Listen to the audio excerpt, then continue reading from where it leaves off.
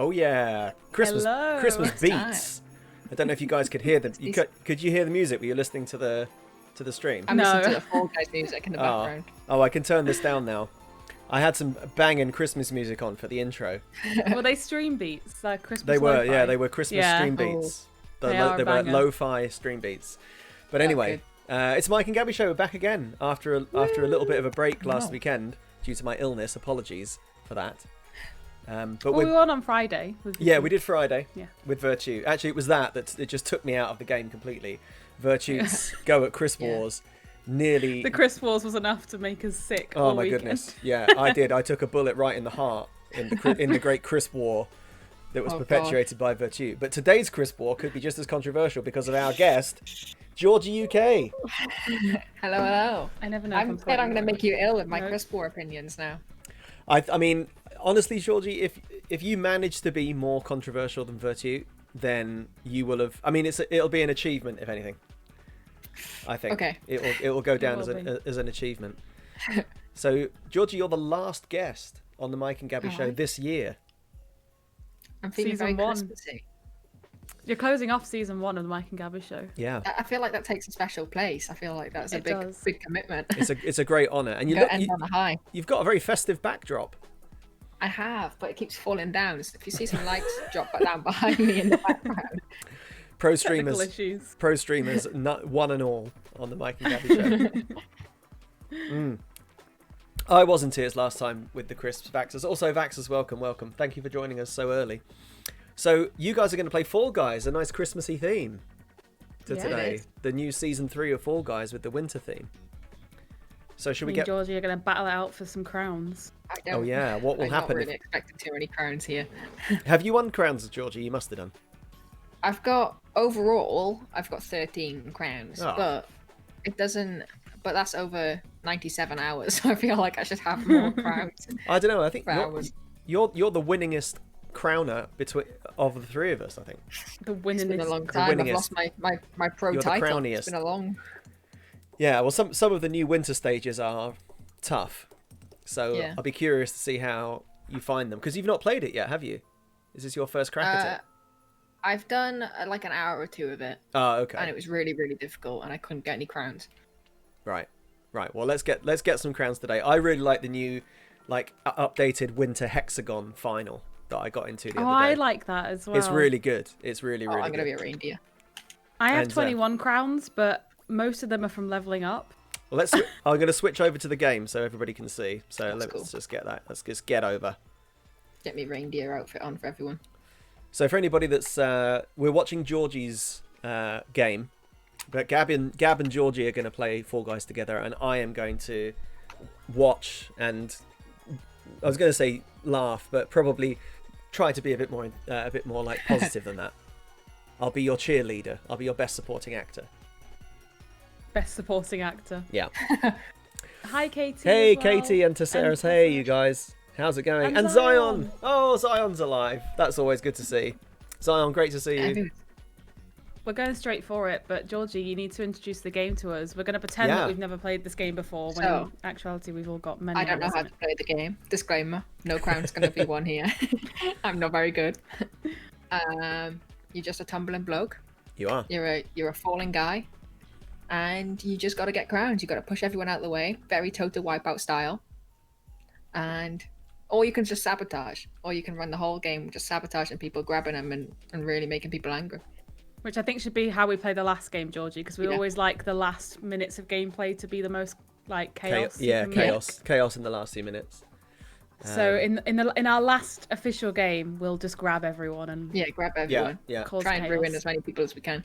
Yeah, I think that's the plan. I really feel like I need to practice my grabbing and sabotaging on this game because I'm really terrible at it. Like, if I can imagine, if you with the ones that have got the things, the kind of things that swing around and knock you off. You know what I mean? The kind of the bars. The kind of rotating bars.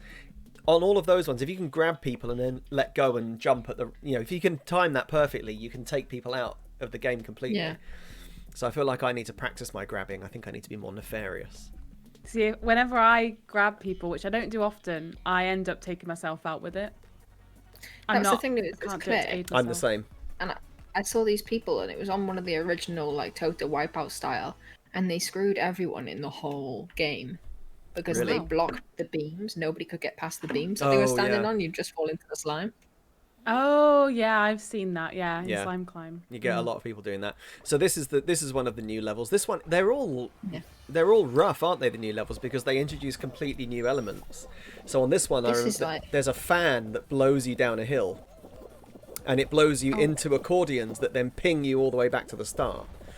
So this one is rough. Super difficult, and everyone's always like standing on top of each other in this initial. Yeah. Oh no, I've been taken up by a snowball. See what, Georgie's caught up well. Oh, Georgie, I see where you are. Or Georgie's bravely going through the middle. Oh, I'm gonna get punched. I'm gonna get punched. I'm gonna get. Oh, punched. you're okay. Tell you what, Georgie, that was brave going through the middle. Hey, Starbury, how's it going? Welcome in. So whilst we're struggling, Georgie, Yeah. I guess we'll ask what we ask every guest at the beginning, which is give us a brief summary of your life in 25 words or less. No, I'm joking. Take as long as you need. Yeah, from birth to now, Georgie, give us a breakdown. Give us the Georgie breakdown. What's been going on in Georgie's life from birth to now? I'd say not a whole lot. It's been pretty boring. It's been pretty boring. And that's the show, guys. Yeah, thanks for joining us. We'll just be playing Fall Guys now. I say I have weird jobs. I don't know if that's 25 words, but... Oh no, so you don't actually it doesn't really have to be 25 words. Oh, Georgie, nice. Little double jump over the finish line. But definitely, there's been a few weird jobs. Yeah, I'm going to ask you questions about some of your weird jobs, but yeah. give us a preview of some of them. Yeah. Well, when you say to people, like, you make fake taxidermy animals, there's always that weird of like, what? you what? And I always have to put that fake bit, because there has been the time where I've put taxidermy in front of it, and they're like, oh, you're not doing you're not like chopping up animals and stuff. And I'm like, no, it's okay. No animals were hurt. But generally, yeah, it's like slow and boring, but then you do have the occasional like little excitement. That's my life. Slow and boring, but then the occasional little excitement. That's the best way I can sum it up. Is that what growing up in Wales is like? Yes. Slow and boring. Because it's just country, and like it wasn't until I moved to Greater Manchester that like I'm like, oh my god, there's so much more to just like cows and sheep. So where are you actually from in Wales then, Georgie? So I'm down by South Wales, so not far from Cardiff. I'm about 40 minutes off Cardiff. But because it was like rubbish public transport and everything, yeah, like going to Cardiff it wasn't until I worked in Cardiff was that I really went in there more often. Before that, it used to be just like exploring the local town, and there was nothing there. It was just old people. And what was the town called, if you don't mind me asking? Yeah, no, I don't mind. It's Llantuck Major, so it's quite a historic little town based off the coast, right next to the beach. Not a very pretty beach, bear in mind it was all stones. But a beach a lot of surfing is a and beach. Stuff. Yeah. Georgie, you just messed me up there. Sorry to interrupt your intro, but you just cut me off the gold hoop, and I might not make it now. Yeah, you'll be fine. There's loads of spots left, Gab. Oh, I qualified. I've never qualified on this round before. Carry on. Yeah, it's only small. Like it was known for a lot of surfing competitions from where I'm from. Oh, okay, that's interesting. So I spent a bit of my as I was growing up, I'd go surfing every now and again, and tried taking surfing lessons and stuff. Surfing isn't boring. Surfing's cool. Surfing's pretty fun, but I wasn't very good at it. Well, that's okay. I don't think you need to be good at surfing. You just have to, just being out there with a board, people, or just if I had a surfboard, I would just walk down the beach with it in shorts. Cool. Just walk down the beach with it until people come and talk to me, because they would, wouldn't they? Eventually, they'd be like, "Hey." I was that person always in the shallows though, when there'd be like 100 other surfers at the back knowing what they're doing. So they were the cool guys in the situation. It was me who was the one going up to them, going like, "Oh my god, you've got a really nice board." So after your surfing career didn't take off, no, you moved to Greater Manchester. Was that for uni? Yeah, for uni. So there's only a handful of good courses doing special effects in the UK, and Bournemouth is one of them. But that was very much very more model making based, and it was a very expensive place to live for a uni student. Yeah. And so I kind of like the atmosphere up here. Like it was a bit more cheery, a bit up north. Yeah. No, I quite liked it.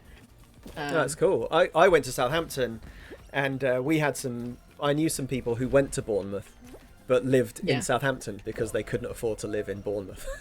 Yeah. Which I thought was crazy, but you know. I thought it was insane because I remember the Bournemouth prices it was like £145 a week, compared to up here it'd be would be £90 a week. Yeah. It's amazing how different it is. It was a really big difference, and like the uni down in Bournemouth was like 45-minute walk away from the halls. Yeah. So you'd have to get a bus, which would be £200 a year. And it was just like everything added up, and a lot of it seemed like it was a very big wealth divide from like here come up to here. God, that's a lot. And you're still there, still studying, aren't you? Because you're still doing your special effects course. Yeah, I'm on my final year, so I've got I've got about 14 weeks left, and then I'm done. Wow. And then, because your course is fascinating in itself. I'm going to say hi to people in chat because Kenji's in. Hi, Kenji. And Lil M&M's is in as well. Hey, guys. Thanks for joining us. I've just realised you were all spectating me failing there as well. Did you not make it, Gab? I missed it. Sorry. No, I didn't. Georgie made it, I think, just before the end. That one is tough. That level is really tough because the fans that sort of blow you onto that second section, they totally take the game out of your hands. Like you can't. They're pretty unpredictable. But anyway, yeah, your special effects course is so interesting, Georgie. So I mean, to go straight from school to do special effects at uni, it's weird. Yeah, I mean, I can't even. When I was 17, 18, thinking about what to go to uni to do, I can't believe that I would ever have even thought of doing something like that. I think what really got me into it was because I'm not a massive film person, and I know a lot of people who go into this industry are usually from like watching Star Wars or watching like classic monster movies, and they'll see like, oh well, someone's got to make those monsters, and that's the usual way into it. And it's like, for me, it was more special effects. Makeup is a different course at the uni, but I don't really want to do makeup anymore. But that was what got me into it. Was the starting point was you can do prosthetics and stuff, and cuts, bruises, gore. But with that, you have to do straight makeup, and I was not a really straight makeup type of person. And so I would like local colleges to me when I was living back home. There wasn't a whole lot with regarding to like wanting to do special effects. There isn't courses for that. So my only options at the time were like doing makeup courses. Okay. And so for I did 2 years at two separate colleges. I did a year at one college, a year at the other. And both times was either like theatrical makeup, or the other one was more, it was supposed to be makeup for TV and film, but it was more straight makeup. I did that as well. I did a college course at uni that was media, hair and makeup. Did you have to do body painting and stuff like that? Yeah, we did like body painting, but their special effects modules would be very limited. It would just be like, we're doing a couple cuts and bruises, and that's about it. That was the same for me. Especially in my second college, the special effects module. By this point, I'd gone and done a course down in Falmouth.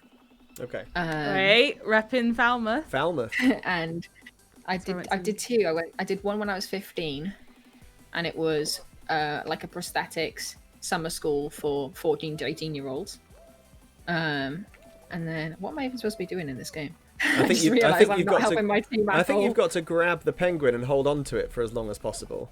Oh, I was. Because I was watching you and I was like, "What's the point of this?" Yeah, I was expecting like other ones to appear. Oh, just snuck in at the end. I wasn't helping my team at all. You were literally just running around the edge. Yeah. And so we did like that prosthetics boot camp, but for 14 to 18-year-olds.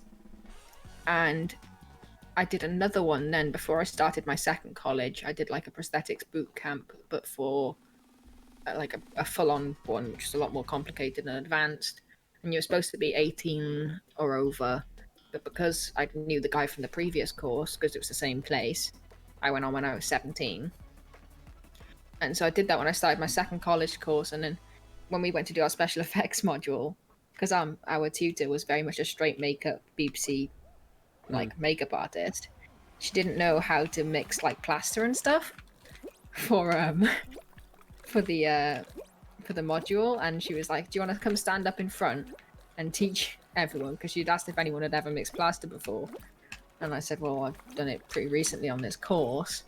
And so I had to get up and like teach everyone how to mix plaster for their mold making module, basically. Wow. Oh my God. And then So the student becomes the teacher on day one.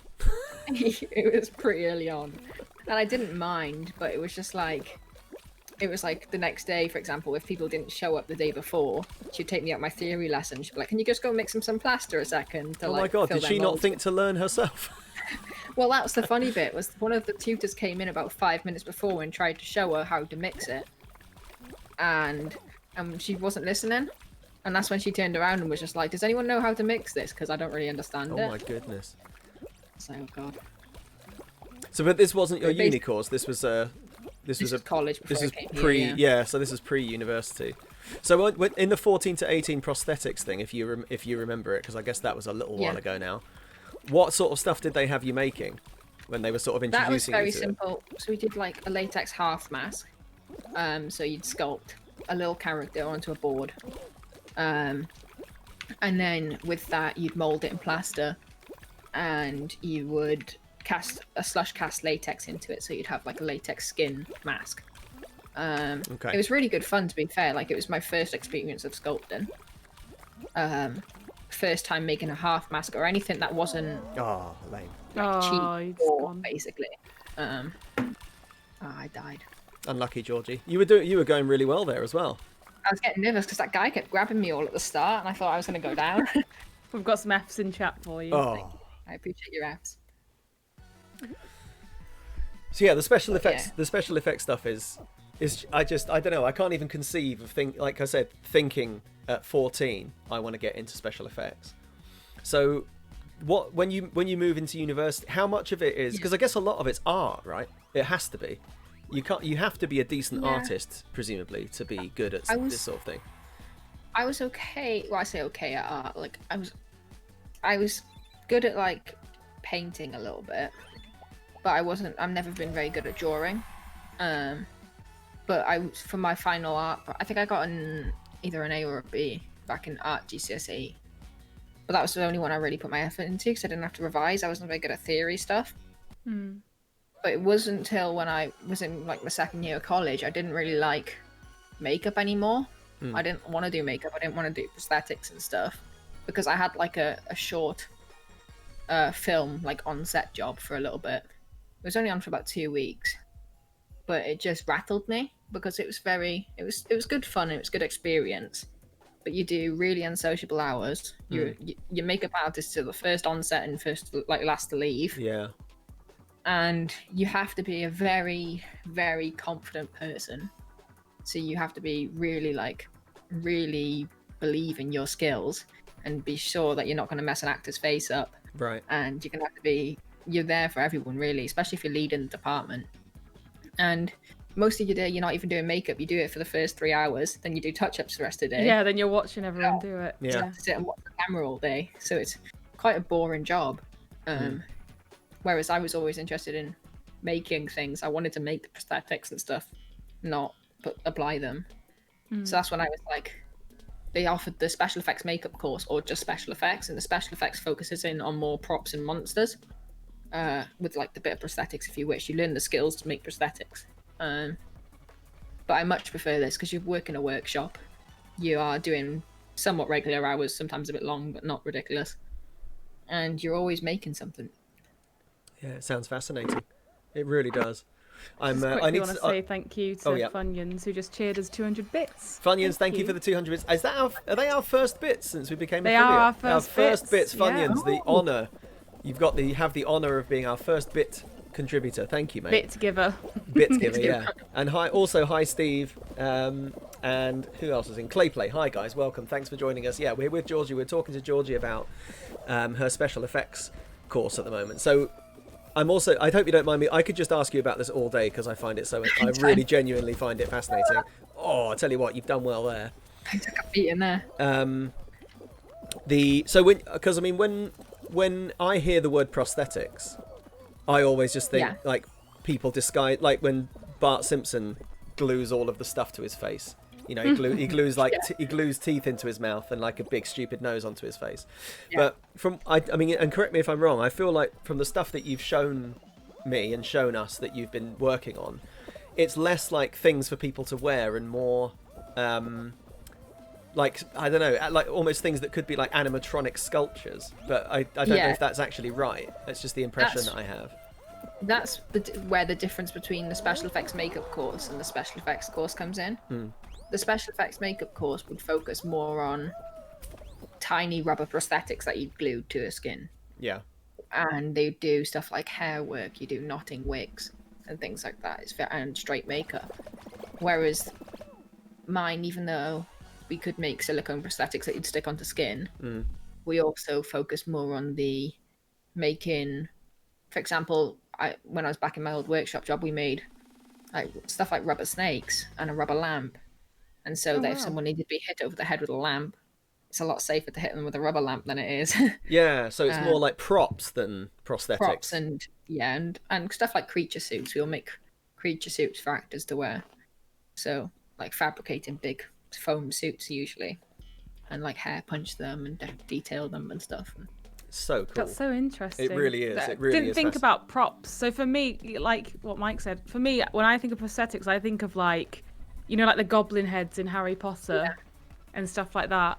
I think like, I've never thought about it as props. But I was watching like behind the scenes Witcher, and they were saying like he had like a rubber sword that was half cut so that when he like goes to stab people, like it looks like it's in them, but it's not. Yeah. And I guess it's like all of that kind of side of things that like normal people watching shows wouldn't even think stuff of. Like blood gags, we usually are the department to take care of too. It's like you always need, like, if someone gets stabbed, they're gonna need blood to squirt out of their guts and stuff like that. So setting up blood bags and blood rigs and pressurizing it all. That's so fun. And do you get to sort of work on any are the projects that you work on? Are they for assessment, or do you get to do any? Like, because I mean, as part of my, I just did journalism, but as part of my like broadcasting course, we got to sort of go on radio shows or like go and actually do things in live TV environments occasionally. Only very low level things, just like being a runner for the day. Do you get to do any of that sort of stuff? Yeah, no, we don't like any work experience as such. We don't really get that so much, but we are lucky with even though we don't get work experience as such, we do get nice. We tend. Oh, I was the last person to qualify, I think. Yeah, I was eliminated. Oh, Gab. Just focus on the show, that's all. Yeah. Get stuff like we get really good industry practitioners in, so they'll come and they'll have like day classes from loads of people who are quite big in industry. And like last year, they flew over a famous sculptor from LA. He was over in the UK anyway, I think, for the prosthetics event, and he did a 5-day sculpting or 4-day sculpting course with us. And he's worked on stuff. He did like the Star Trek aliens and stuff like that. He's very big in the industry. So you must meet some fascinating people through the course. Oh, yeah. It's such a tightly knit industry. And so it's got its pros and cons. You get to know people. And when you go to these events, you'll meet the people who made these classic monsters in these films and stuff. But you also, if you step on some toes, everyone knows about it and you probably won't get hired again. Yeah, I guess, in small industries, that's... one thing can bring you down, I guess, but that's not going to be you though, Georgie. You're not going to have to worry about that. That's not going to be a problem for you. Because we won't bring him out just yet because you're mid-game. But where does your hippo? First of all, does the hippo have a name? See, I usually do name them, but I've been really struggling with a name for this guy. Grace. I've had a few suggestions and none of them are really stuck. I'm waiting for one to like kind of suit his face. Maybe chat will be able to come up with a name. Yeah, please name my hippo because I like to name them. But so let's just talk about how your hippo. Henry the hippo. Someone suggested. Let's talk about how your hippo fits into the story that you've told us so far about your course. So why did you make the hippo? Where did it come from? So the hippo was more a portfolio piece. So the current module that we're working on is called Industry Project. So we'll get set 2 industry briefs from this company called Millennium Effects. They do stuff like Sky, and they've done loads of big films. And they set us 2 briefs. One of them was you can either do same mold, 2 different assets. They call them assets, so whatever you want to make, but it's got to be in 2 different materials. So you do maybe one out of silicone and one out of resin or something. Or the other brief was one mold basically, but like 2 different processes. So it's hard to explain. So one will be digital, and then you'll have to make one practical, and it's got to be identical. So I chose that one. So I have to make the hippo practically, and I've got to then sculpt it in ZBrush digitally. I see. And have it exactly identical to my practical piece. But I've done very little ZBrush work, so but it's becoming, there's this thing now in industry where they're starting to call them hybrid artists, and they're almost having like an expectation for new artists that are going into industry to have skills in both ZBrush, like digital sculpting, as well as practical, because there's so much involvement with 3D printing now. You kind of need the skills to sculpt it digitally to send it off to the 3D printer, as well as being able to sculpt it practically to mold it. I assume it's cheaper in the long run to do digital, right? Because having one person work and then print it would be cheaper than all the materials and whatnot to make it. Is that? It is and it isn't.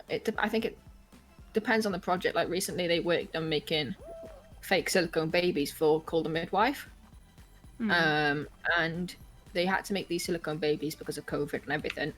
And for that worked out significantly cheaper for them to do it digitally, because babies are notoriously hard to make practical because they're so smooth all over that any sort of a seam line will show. Yeah. And they don't have many facial features. They don't have wrinkles that you can sculpt. They're very difficult. Like they end up either looking like really grown up babies or kind of alien mutant babies. It's very weird line to cross. And so like even like pro sculptors really struggle with it. So when they can do it digital, they can have like replaceable parts on these babies, so they can swap out. It means they don't have to make new babies for each job that they do. They've got a stock baby, and they can just adapt. Maybe just sculpt a new head for it or something like that and adapt it. So when you say digital, you mean it gets created digitally and then essentially like printed or like created by machines rather than sculpted by an actual person from scratch? Yeah, it would get so it usually be sculpted digitally in like ZBrush or something like that, and then it'll be sent off to 3D print, usually in resin printers, not plastic, because resin can capture more detail. And then they'll mold that then, and then run silicone casts into the molds. So much technical talk, like yeah. So you're the most technical guest we've had so far. Definitely. So for the hippo, you have done all of this practically, but you now have to retroactively create a digital version that is exact. Yeah. Gosh, and I can't even imagine. You have to print that as well. Doing that. It was because I can see so many little flaws in my hippo, and I was wondering whether do I sculpt these flaws that I can see in my practical hippo, or do I try and do an even better version of the hippo that I've just done and try and get it more lifelike to the hippo? And because it has to be identical, I now have to try and also sculpt the flaws of my sculpt from the practical version. Oh, I see. Gosh, that's so complicated. Are you still in, Georgie? Did you just get booted? No, I didn't. I think now's time for the hippo. So now it's time for the hippo, and we'll give a good showing of the hippo. In fact, once you've come out, we'll move back to just chatting to get the camera a little bit bigger. So Let me holding shift back him slightly over. precarious because he's a little bit tacky. He's mostly dry, but he's tacky. That's the issue with silicone. So this is a hippo that Georgie made. Yeah. From scratch. From nothing. Big boy. So we've got. Please at that. don't drop him. Oh my god. How good is that? Amazing. The paint job was very rushed yesterday. I was supposed to have from 8 till 8 in uni, and I instead had from 2 till 8, and then it was an hour and a half when my airbrush wasn't working. So it was more like I airbrushed it in about 4 hours, like speed airbrushing. So what have you used? Because it looks like, is it wet because you've just painted it, or is that the effect on its skin? It's use like tacky because it's a silicone paint at the moment and it's got that kind of wet look to it. But eventually I'm gonna rub him in silicone oil or Vaseline to make him look very wet. But you can see like you've got the silicone skin. This is like a very soft, just a medium density foam. And I made like a wooden rig that would go inside so that it's got like a wooden knob on the end that the foam can grip to. And so I can like put a mounting bracket on this and mount it to a wall. Very cool. I mean, how you made good is the clay, that? Just mind-blowing to me. Talk through the process. So because when I saw it last, Georgie, you were doing it out of clay, right? So you've put this silicone over the clay, is that right? You can do it like that, but you'd make a silicone mold. But I instead did my clay sculpture and then molded it in fiberglass. So stuff that they like make roofs and stuff out of. We use like a laminated resin, do a gel coat, and then back it with like chop strands and stuff like that.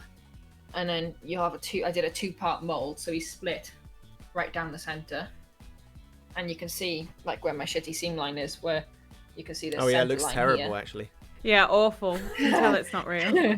I know, but for me, I can see. Oh my god. Yeah, of course. Yeah, of course.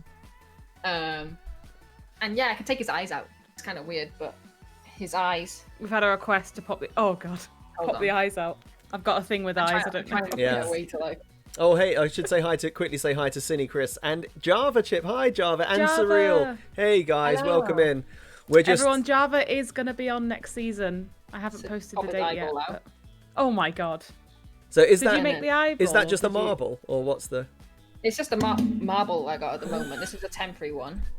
But I've got permanent ones which I've painted black and stuff, but that was the other thing. I wanted to make proper eyes for him. I just didn't have time. But given more time I would have probably made him some actual eyeballs. It's amazing. But these can just, for now, I'll pop the temporary ones back in, but it's really satisfying just to squish it back in. So will this guy will be assessed, and then will you get? I keep saying guy. I don't know why I'm applying gender to the hippo. It does look like a boy hippo, I think. For some reason, it does to me. But will you get that back so that you can put it on your wall, or will you give it to somebody as a gift, or will it just end up in a dumpster to scare the hell out of someone? They'll want to keep it for a little bit. They'll want to put it up on the wall for a bit, and then I think they'll give it. I'll definitely get it back before the end of the year, and I'll either. I don't know. I usually get rid of my stuff, but I don't really want to get rid of this guy. But I don't want to put him on my own wall because I don't like having my stuff. It feels kind of pretentious to have my own stuff on my wall. I mean, I don't know if that is something else. I don't know. You could always gift it to the Mike and Gabby show if you want. Well, Look, imagine it next to Mike's head there, and that. Yeah, he could be my streaming partner from now on. I think because I've got a Gab mold of it. Once I've finished with this guy, I might get rid of him or something. I don't know what to do with him, and then maybe cast out another copy and sell a few copies of them, possibly. But give one to a sub, Georgie. Have a little giveaway. You could do it. I'm sure people would love that. I really do. Yeah, it's a weird one. Out with Gab and in with Henry the hippo. Yeah. He's quite a squishy guy. He's fun to like boop. It looks really good. I really like the detail, all the little wrinkles and whatnot. Yeah. Yeah. It's incredible. I can't even imagine. Like, if someone said to me, make that hippo, and gave me all the things, I wouldn't even know where to begin. No. I couldn't even draw a decent hippo. It's basic way I can summarize it is hours of mental torture of going, this looks shit with your sculpt, until finally you're about happy with it. Basically. Just staring at hippos until you go insane. And then when amazing. You're at the point of insanity. I think we've seen Henry as a name in the chat that's come up. Henry's I quite name quite like Hungry just as a name. Like for hungry. Rather than Hungry, just a single Hungry. What was that board game? Was it Hungry Hippo? Hungry Hippos. Yeah. It was someone said in chat, Katie said you need to make 3 more and we can have a gigantic lifelike Hungry Hippo. Oh yeah, but they need to have jaws that move. Yeah, Oh, you're gonna have God. to get that installed, Georgie. Can you? I'll have to make a call, do animatronics. My brain's like, oh no. So I had a question for you, but you actually said you're not a film person, so it might not actually translate well. I was going to say if there was any film that you could work on to make something for, what would it be? Like I mentioned Harry Potter. I think for me, I would have loved to have made like a prop for Harry Potter. Or a TV series or something. I don't know. Yeah, I'm not a massive film person, but just because I think people usually get upset when I'm in special effects and say I don't really like films because it's such like a based off classic films usually. But that doesn't mean I don't usually go and look at the monsters and stuff. I like watching behind the scenes videos on how they make things and looking at the monsters. I just usually struggle to follow the stories. I can't sit down for that long. But I'd say Alien, like the typical H.R. Geiger, the classic Alien. It's so absurd. Like it's amazing, isn't it? They're so phallic, and you look at everything in the Alien series, and everything it's just so weird. But it's like it's gone downhill, which is like sad because the classic Alien would have been amazing, like is amazing. But the more recent Alien, even though the prosthetics and the monsters and everything were good, the film itself was just the crap. I'm having horrible flashbacks to Alien, and I'm sure you are, Georgie, of playing it. Yes. You mentioned Alien, and I think about the fear that we both experienced in October. Yeah, that was pretty terrifying. And even in that room where you're going in with the eggs and stuff, everything in that That would be my least favourite part if I was to play that game, which I never will. I'm going to pop us back over to Fall Guys so you guys can keep going. Oh yeah, I'll ready up. So I guess we've had a bit of backstory about your special effects stuff.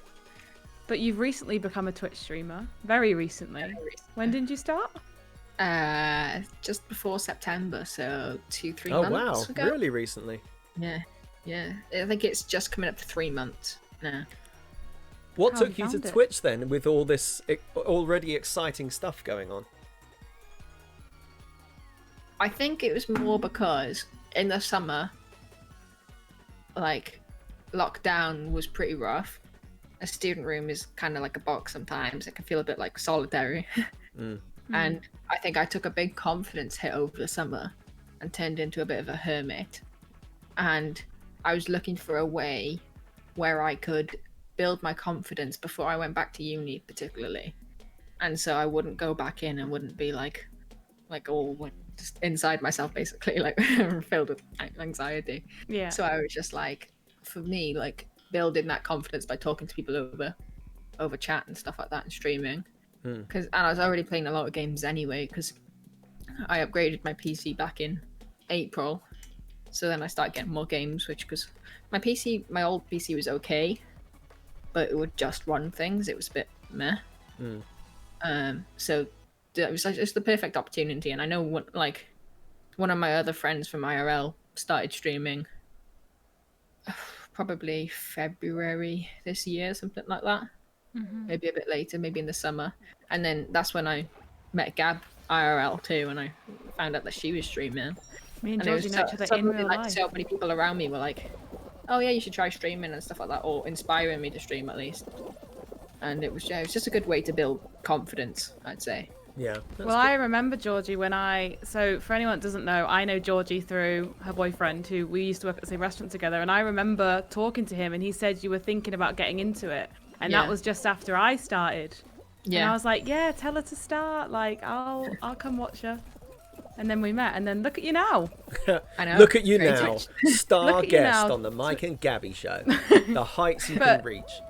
I mean, you reached Twitch affiliate pretty quick. Yeah, I think I was waiting for the... I'd hit the followers and I'd hit... Well, I can't remember the other requirements now, but the one I was waiting for was the stream 7 days in a row. Oh yeah, that was and I think I'd hit affiliate technically on the 5th day, but I had to wait for that final requirement. Oh, I fell off. I had to pause for a second. We have actually had a question. Bring it back to prosthetics from for Katie. A moment. Katie said, "What is one of the best prosthetics you've ever seen?" Question to the host and chat and you. I would say actually, I got people might not know this film, but there's a film on Netflix called Bright. And oh yeah, with Will Smith. yeah, I haven't seen that. I don't think yeah. it gets enough recognition. Actually, no. I got two answers. So, Bright, because the orc makeup in that is fantastic. The paint job on it. It's less the prosthetic, it's more the paint job. It's just beautiful. It's like a really gorgeous paint job. And to get continuity on so many months of filming with that sort of prosthetic is incredible. Like, to maintain that exact paint job is pretty incredible. And then the other one I'd have to say is from Game of Thrones. When... Spoiler alert. Yeah, I no. try to be as spoiler free as I can, but what was that stuff that peels off the skin? For anyone who's seen it, there was like that disease, and it was like scaly, and it would spread all over their body. And Daenerys's not really lover, second-hand man for a long time, caught it, and when he had to get grayscale, that's it. And when he had to get that cut off, and it was all over his back. The bit that was incredible about that was the first time, as far as I know, that a double-sided prosthetic was done. And so when they cut it off, the back of the prosthetic and his skin was also painted. So it was like two makeups. Wow, that's really impressive. That's not what I thought you were going to say. And yeah, they had to cut it off, and you'd see all of his like flesh and stuff underneath, and they're cutting off a prosthetic live whilst they're doing it. It's really cool. Oh my god, that is cool. What about you, Mike? Because it was asked for the hosts as well. I mean, based on having spoken to Georgie quite a few times over the last couple of months, I don't even know what's a prosthetic and what isn't anymore. And also, I'm not really sure what counts as a prosthetic either, because like I only found out quite recently. Any kind of magical transformation. Magical? Well, it helps. A prosthetic is specifically something that's glued onto the skin. Oh, okay. That is usually made out of some sort of silicone. Doesn't have to be, can be gelatin, can be other things, but it's specifically something that glues onto the person's skin. Don't think I'm going to make this again. I can't do this level at all unless I get this gold hoop. Oh my god, that was so close. I got eliminated. I didn't make it. I went through that hoop but was eliminated. Oh my god. Katie was saying about Greg Nicotero, and he is an incredible guy. He's really big special effects. He does like a lot of special effects, but he also, I think he directed The Walking Dead, if I believe right. And when I went to Monster Palooza in LA last year, we got to meet him, and we got a photo of him, and he's very cool, like really nice guy. But my biggest disappointment with that was we got the photo with him. There's a big group of us, and he took it on his phone, and none of us had that photo of it. I don't know why he took it on his phone, but we used his phone to take the photo. And so we were trying to make some connections and see if Neil from over here could try and get it off him, because he's friends with his friend or something like that. But we never got it. It upset me. Oh. But somewhere out there, a photo of us with Greg Nicotero, but I just don't have it. The best, I can't think, I'm not sure whether it's prosthetic or makeup, but Freddy Krueger's pretty good. Is that what does that count as, do you think? His whole like skin That situation? would be prosthetic, right? Be gelatin or something. Because I mean that was a long time ago too, that film, right? That was I don't know when that film came out. It must have been what, late 80s something? Not he's sure. got claws as well, hasn't he, if I remember right? Yeah, he's got I think he's got claws would be more of like a prop. The makeup himself on him would be the prosthetic. I've done a similar look to Freddy Krueger when I was at makeup school. I used gelatin. I mean, I'm nothing on Georgie's level. I've done very brief things, but I imagine that's what it would be. Yeah. I would have probably used gelatin for that also. Either that or a silicone prosthetic, but then that's a lot more. If I was like for stuff like Halloween, I thought of another one. Gelatin was fantastic. Oh, that was it. The other one that occurred to me is actually Tam's favourite film, bit of trivia, American Werewolf in London. In London? I think it's usually American Werewolf in London, I think. That's the one where the transformation is one of the, like his initial transformation is one of like the most revered things in, in sort of cinema makeup. Even now, like we watched it at Halloween and it still holds up. But also his friend, when his friend is a ghost in the movie theatre, it's ridiculous how good all of that. And that isn't all just makeup. There's definitely prosthetics there too. It's crazy.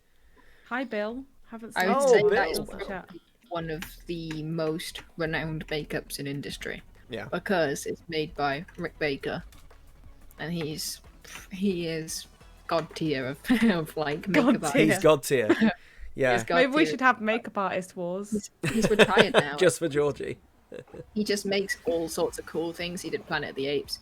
He's done, I think he did King Kong. He's done all sorts. Oh, cool. He's a King really Kong. incredible guy. He brought out a book a couple months back of his whole life and in special effects and makeup and everything.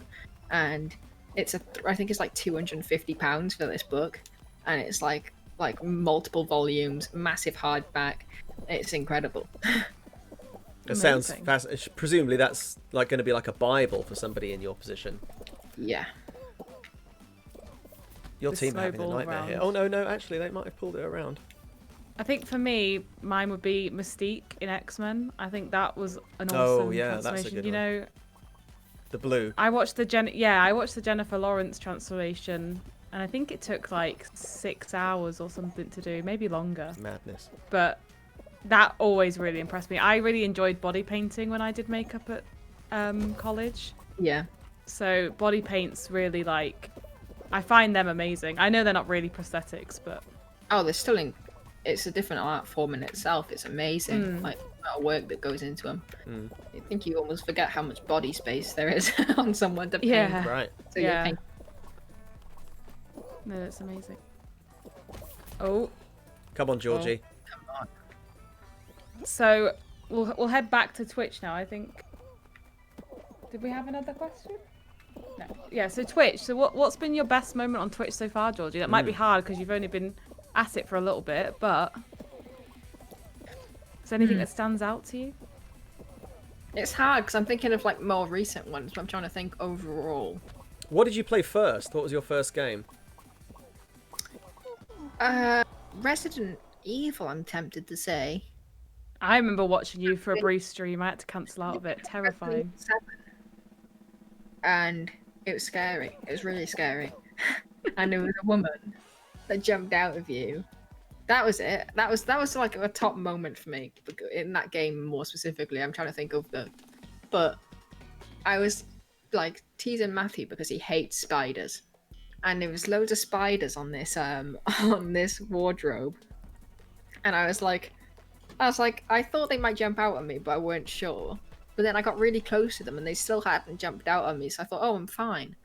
And I was like, look at these spiders, like winding Matthew up. Is he in chat right now? Like, look at that. And then I stepped like a millimeter closer, and they jumped out on me, and it scared me so much I almost started crying. Like I was like tearing up over these spiders because it was so funny because I was winding Matthew up to a T about these like stupid spiders on this thing and how scared he would be, and then they absolutely like terrified me.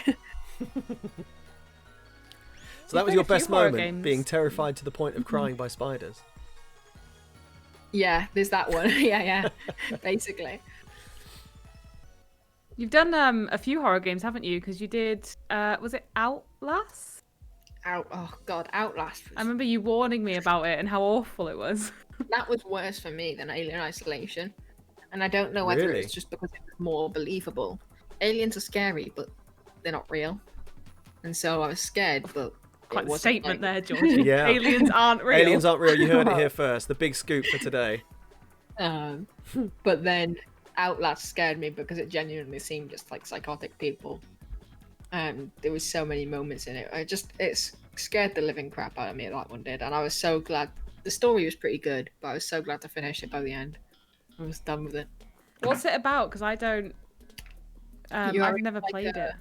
An old mental hospital, and you're being chased by like this doctor who wants to keep you in, if I remember right.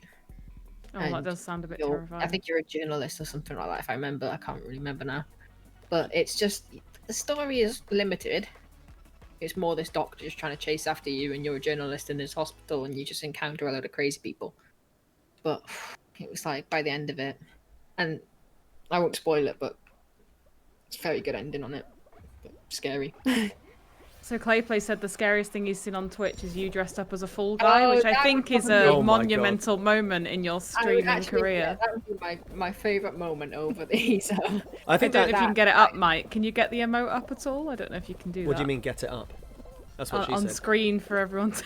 I mean, it's in the chat. It's being spammed in chat. I was thinking for people who might watch on YouTube, but I can always edit it in afterwards. Oh well, I can see. I don't even know how. Was that a Halloween costume? I think was that what you did? Yeah, it was stressful because I hadn't allowed enough time. I hadn't made a bald cap in eternity, so my bald cap was a bit thin, and I didn't have much bald cap plastic either, and so it tore as I was painting it. And my pink swimming cap that I'd ordered as a backup didn't come in time either, so I just had to have these little like tear marks over my head, which almost made it a little bit more scary in some ways. Let me see if I can find. I'm not sure I'll be able to find the stream. Oh, there it is. It's an awesome emote. There it is. A lot of people, it's nightmare fuel.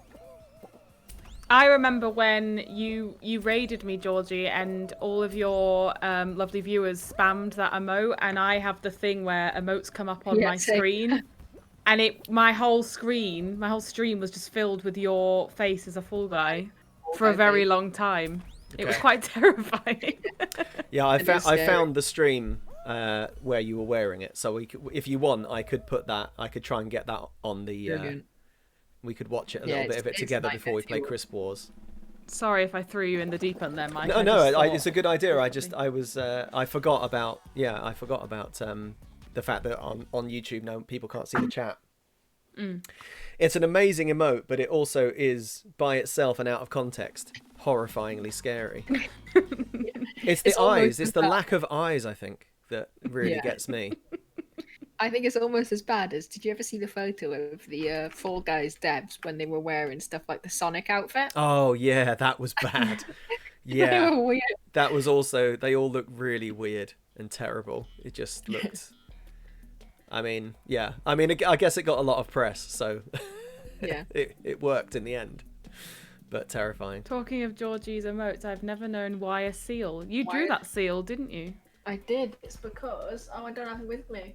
But it's a pretty lame story, I feel. But it's just I've got a plush seal, and it's really cute. And I don't even think I gave it too much thought. Matthew was just like, "Why don't you do a seal like Mikey?" And I was like, "You know what? That's a good point." I was like, "I like seals. Seals are universally cute. Who doesn't like a seal?" Who doesn't like a seal? Just came around to be a seal. Are you both still in? I'm determined to make it through this round. Go on, Gab. I am, yeah. Oh, never mind. I failed at the first hurdle.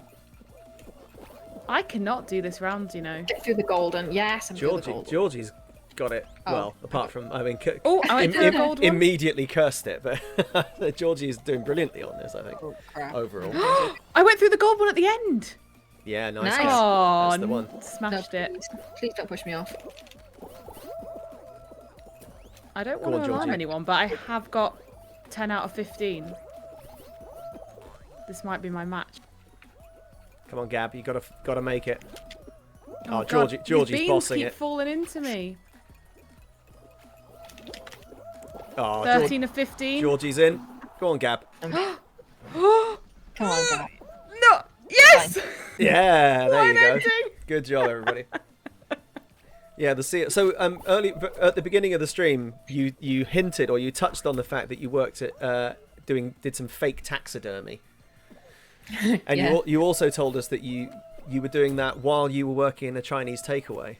Yeah, not like you were in the Chinese takeaway and people were like, "Can I have a number 7?" and you were like, "Hang on, I'm just finishing off this fox." I'm just painting the giraffe. Not literally at the same time. No, not quite. But like both jobs were kind of concurrent. Yeah. And so I have also many. at college Oh, go on. at the same time. So I was doing like college. Then in the evenings I'd work at the Chinese, and then the days that I weren't in college, I'd go work doing this fake taxidermy.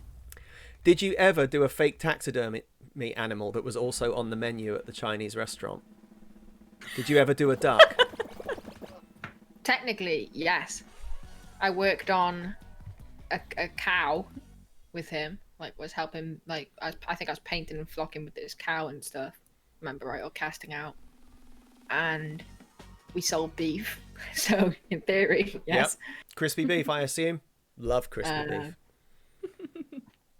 We didn't sell zebra or giraffe or unicorn. So I say the cows. I thought you were like, we didn't do fake taxidermy of giraffes. Like, you had giraffe on the menu. Okay, yeah, no, I got that the wrong way. Yeah, I was like, what? What Chinese sells unicorn? Yeah, unicorn. Yeah. So you didn't do a duck. Unicorn. That's disappointing. Oh. What's your favorite animal that you've done, like fake taxidermy? The giraffe. The giraffe is just beautiful. Is it like a full? Can't be a full size one, surely.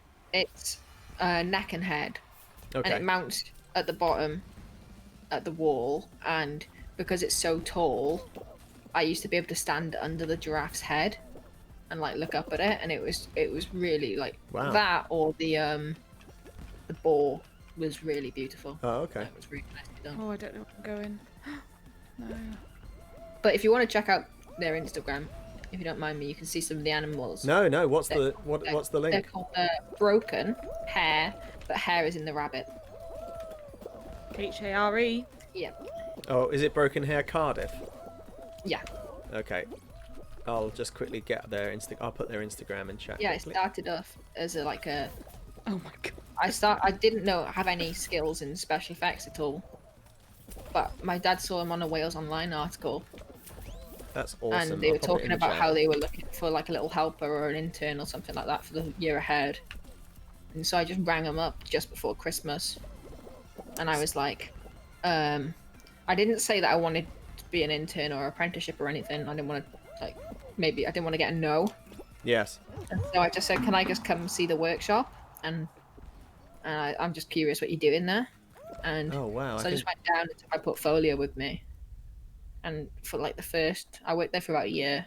The first 6 months was like him teaching me everything, just just learning really. Him taught me everything I know, and then after 6 months, he offered me a job there. Absolutely amazing. And this is all really fake taxidermy as well, just to reiterate for everybody in chat. Yeah. These are not real taxidermy animals. These are. What are they made from then, Georgie? So, same sort of method that we use for in uni at the moment, sculpt out of wet clay, mold it usually with we used to mold out of used to do a bit of fiberglass, and I used to do a silicone brush up on them. Just trying to think, this a while ago now. But you mold it some sort of way. Sometimes you did matrix molds, different things like that. And then you cast it out of. So, if for example, my head was done out of silicone. With those, because they're just wall pieces and they didn't need to be soft or touchy or anything like that, they would be cast out of jesmonite, which is like a type of stone. That's amazing. I see that it looks like the giraffes got nominated for awards. Yeah, they're currently. I think the awards might have finished yesterday, if I remember right. But they are up for. Do you know the people who own Not on the High Street? Oh yeah. Yeah. It's something like her sister company or something like that from Not on the High Street. They do an independent business, like small business awards towards Christmas time. Really impressive. I mean, just scanning down the Instagram, you can see how amazing everything is on there. Yeah. Oh, I love that. You've got little bells around your neck. I didn't notice that, Charlie. Sorry, back to Fall Guys now. Your little reindeer character. I didn't even notice that. I'm really annoyed that our team isn't using these punchy things. There we go. There you go. Good job, Reds. You are sort of not winning, kind of winning. When I was working there, because my boss there has experience in special effects industry. For a while, he lived over in Vancouver and worked on a few films over there and stuff. He would do props as a side project in the workshop. So it wasn't usually like for major things. It would mostly be for Casualty. Okay. And Casualty would come to us every now and again and be like, "Can you make us a the rubber lamp?" Was one of them. I made a moldy prawn sandwich whilst I was there because they couldn't take a real moldy prawn sandwich onto set because it's a health and safety hazard. Of course, that's crazy. So I had to run to Greg's on my lunch break and pick up a prawn mayo sandwich and dump it in some silicone and mold it all and then cast out in foam and paint it. That is what a ridiculous. Yeah. I just can't even wrap my head around your world, Georgie, that you live in. It's so weird. I remember being like, you sure we can mould a real prawn sandwich with mayo in it? So, That just is baffling to me. What's the weirdest thing you've ever had to do on a lunch break, Gab? The weirdest thing I've ever had to do on a lunch break. Or like, if somebody says, "Quick, we need this." What's your? I've got quite a good one for football fans though. You tell me yours first while I think. I mean, mine's nothing on Georgie's, but my one was that when I was doing broadcasting, in fact, it was just after I finished my course, I went to Sky Sports Studios to be a runner for a couple of days. And a guy called Niall Quinn, who used to be a striker for Sunderland, and now he's a pundit. He was a manager as well. The guy's massive. He's like I think he's like 6'7" or 6'6". He's absolutely huge. He turned up to the studio to go on TV, like to be a pundit, but he hadn't brought any. He just worn a t-shirt and like jeans because he thought they were going to give him clothes to wear, like a shirt and tie and suit and everything. So they hadn't brought anything. So they're like, "Oh, don't worry, we think we've got one in your size." They had one shirt in his size, but it needed cufflinks, and nobody in the entire studio that we could find had cufflinks. So on my lunch break, I had to go out and buy cufflinks for Niall Quinn. That's probably my best lunchtime story. That's a big one. And he was very appreciative, and I got to meet Georgie Thompson, and she's absolutely beautiful. So all of that happened in the same day. That was a pretty wild day, as days go. I had one when I was on set doing makeup for a photo shoot, and the model was like a bit of a diva, and she was like, "I have to have Vaseline on my lips before I put lipstick on because otherwise they dry out." I just ran off the map for no reason. I saw you go. I had to like run to Tesco and like buy I think she wanted like the strawberry one. I had to go get like a strawberry Vaseline for this model so she could have red lipstick on. I think that's the weirdest thing I've ever done. That's a cool one. I mean, that's exactly it though. You suddenly have to run off and do something. It had to be the right Vaseline though. That you didn't expect. Or rose. Oh really? Really specific Vaseline. She's like, if they have the rose one, I want that one. I'm like, okay. Okay, before should we since it's the top of the hour, just over, shall we do Crisp Wars now, or shall we do it to finish? Gab, do you think? We could do Crisp Wars now. Do you want? We usually do it at this point, but we don't have to. Yeah, let's do it. How do you feel, Georgie? Cool. Are you ready to have some opinions? I'm cool for that. Okay. Do you both want to fire straight into it, or do you want to have a quick break? How's everybody feeling? I'm happy to keep going. Yeah, I'm all right. Yeah. Okay, Unless you want a break? No, I am absolutely fine. So we'll leave the Fall Guys music on. Oh, by the way, just so you know, guys. Oh yeah. I'll quickly do this while you're getting prepared. So this is the last episode of season 1 of Mike and Gabby Show. Can we get a fake applause? We need a fake applause sound. Yeah, we do. So anyone that's subbed to us, you are gonna have a point to give or take away to the leaderboard, which we'll do after Georgie's had her say. Yeah. So if you want an input in Crisp Wars, get subbing. But subbing. also, if you're subbed, spam the God tier emote. If your favourite Crisp comes up, let us know. Yeah, God tier is what we need. We need to hear it. So let's move over. Go on, go on, Georgie. If I tab out, can you still hear the Fall Guys music? No, but I can just put. It doesn't matter. I can put something else on. The Mike and Gabby Show has music. Yeah, we have music, so it's all good. We're prepared. Don't you worry. It's all good. There we go. Lo-fi beats are back on in the background. The moment everyone's been waiting for. Oh yeah. Here we go. How will Georgie affect the leaderboard? I closed it, but it means neither. Crisp Wars. Love that stinger. I'm so gutted that you guys can't hear it, but it was pretty good. I'm pretty happy with it. It was a good 20 minutes work. So Georgie, you'll have to watch the actual stream. That's fine. In another tab. Got it open. But we'll go straight into it. The first crisp on the list is salt and vinegar discos. Salt and vinegar discos. Yeah.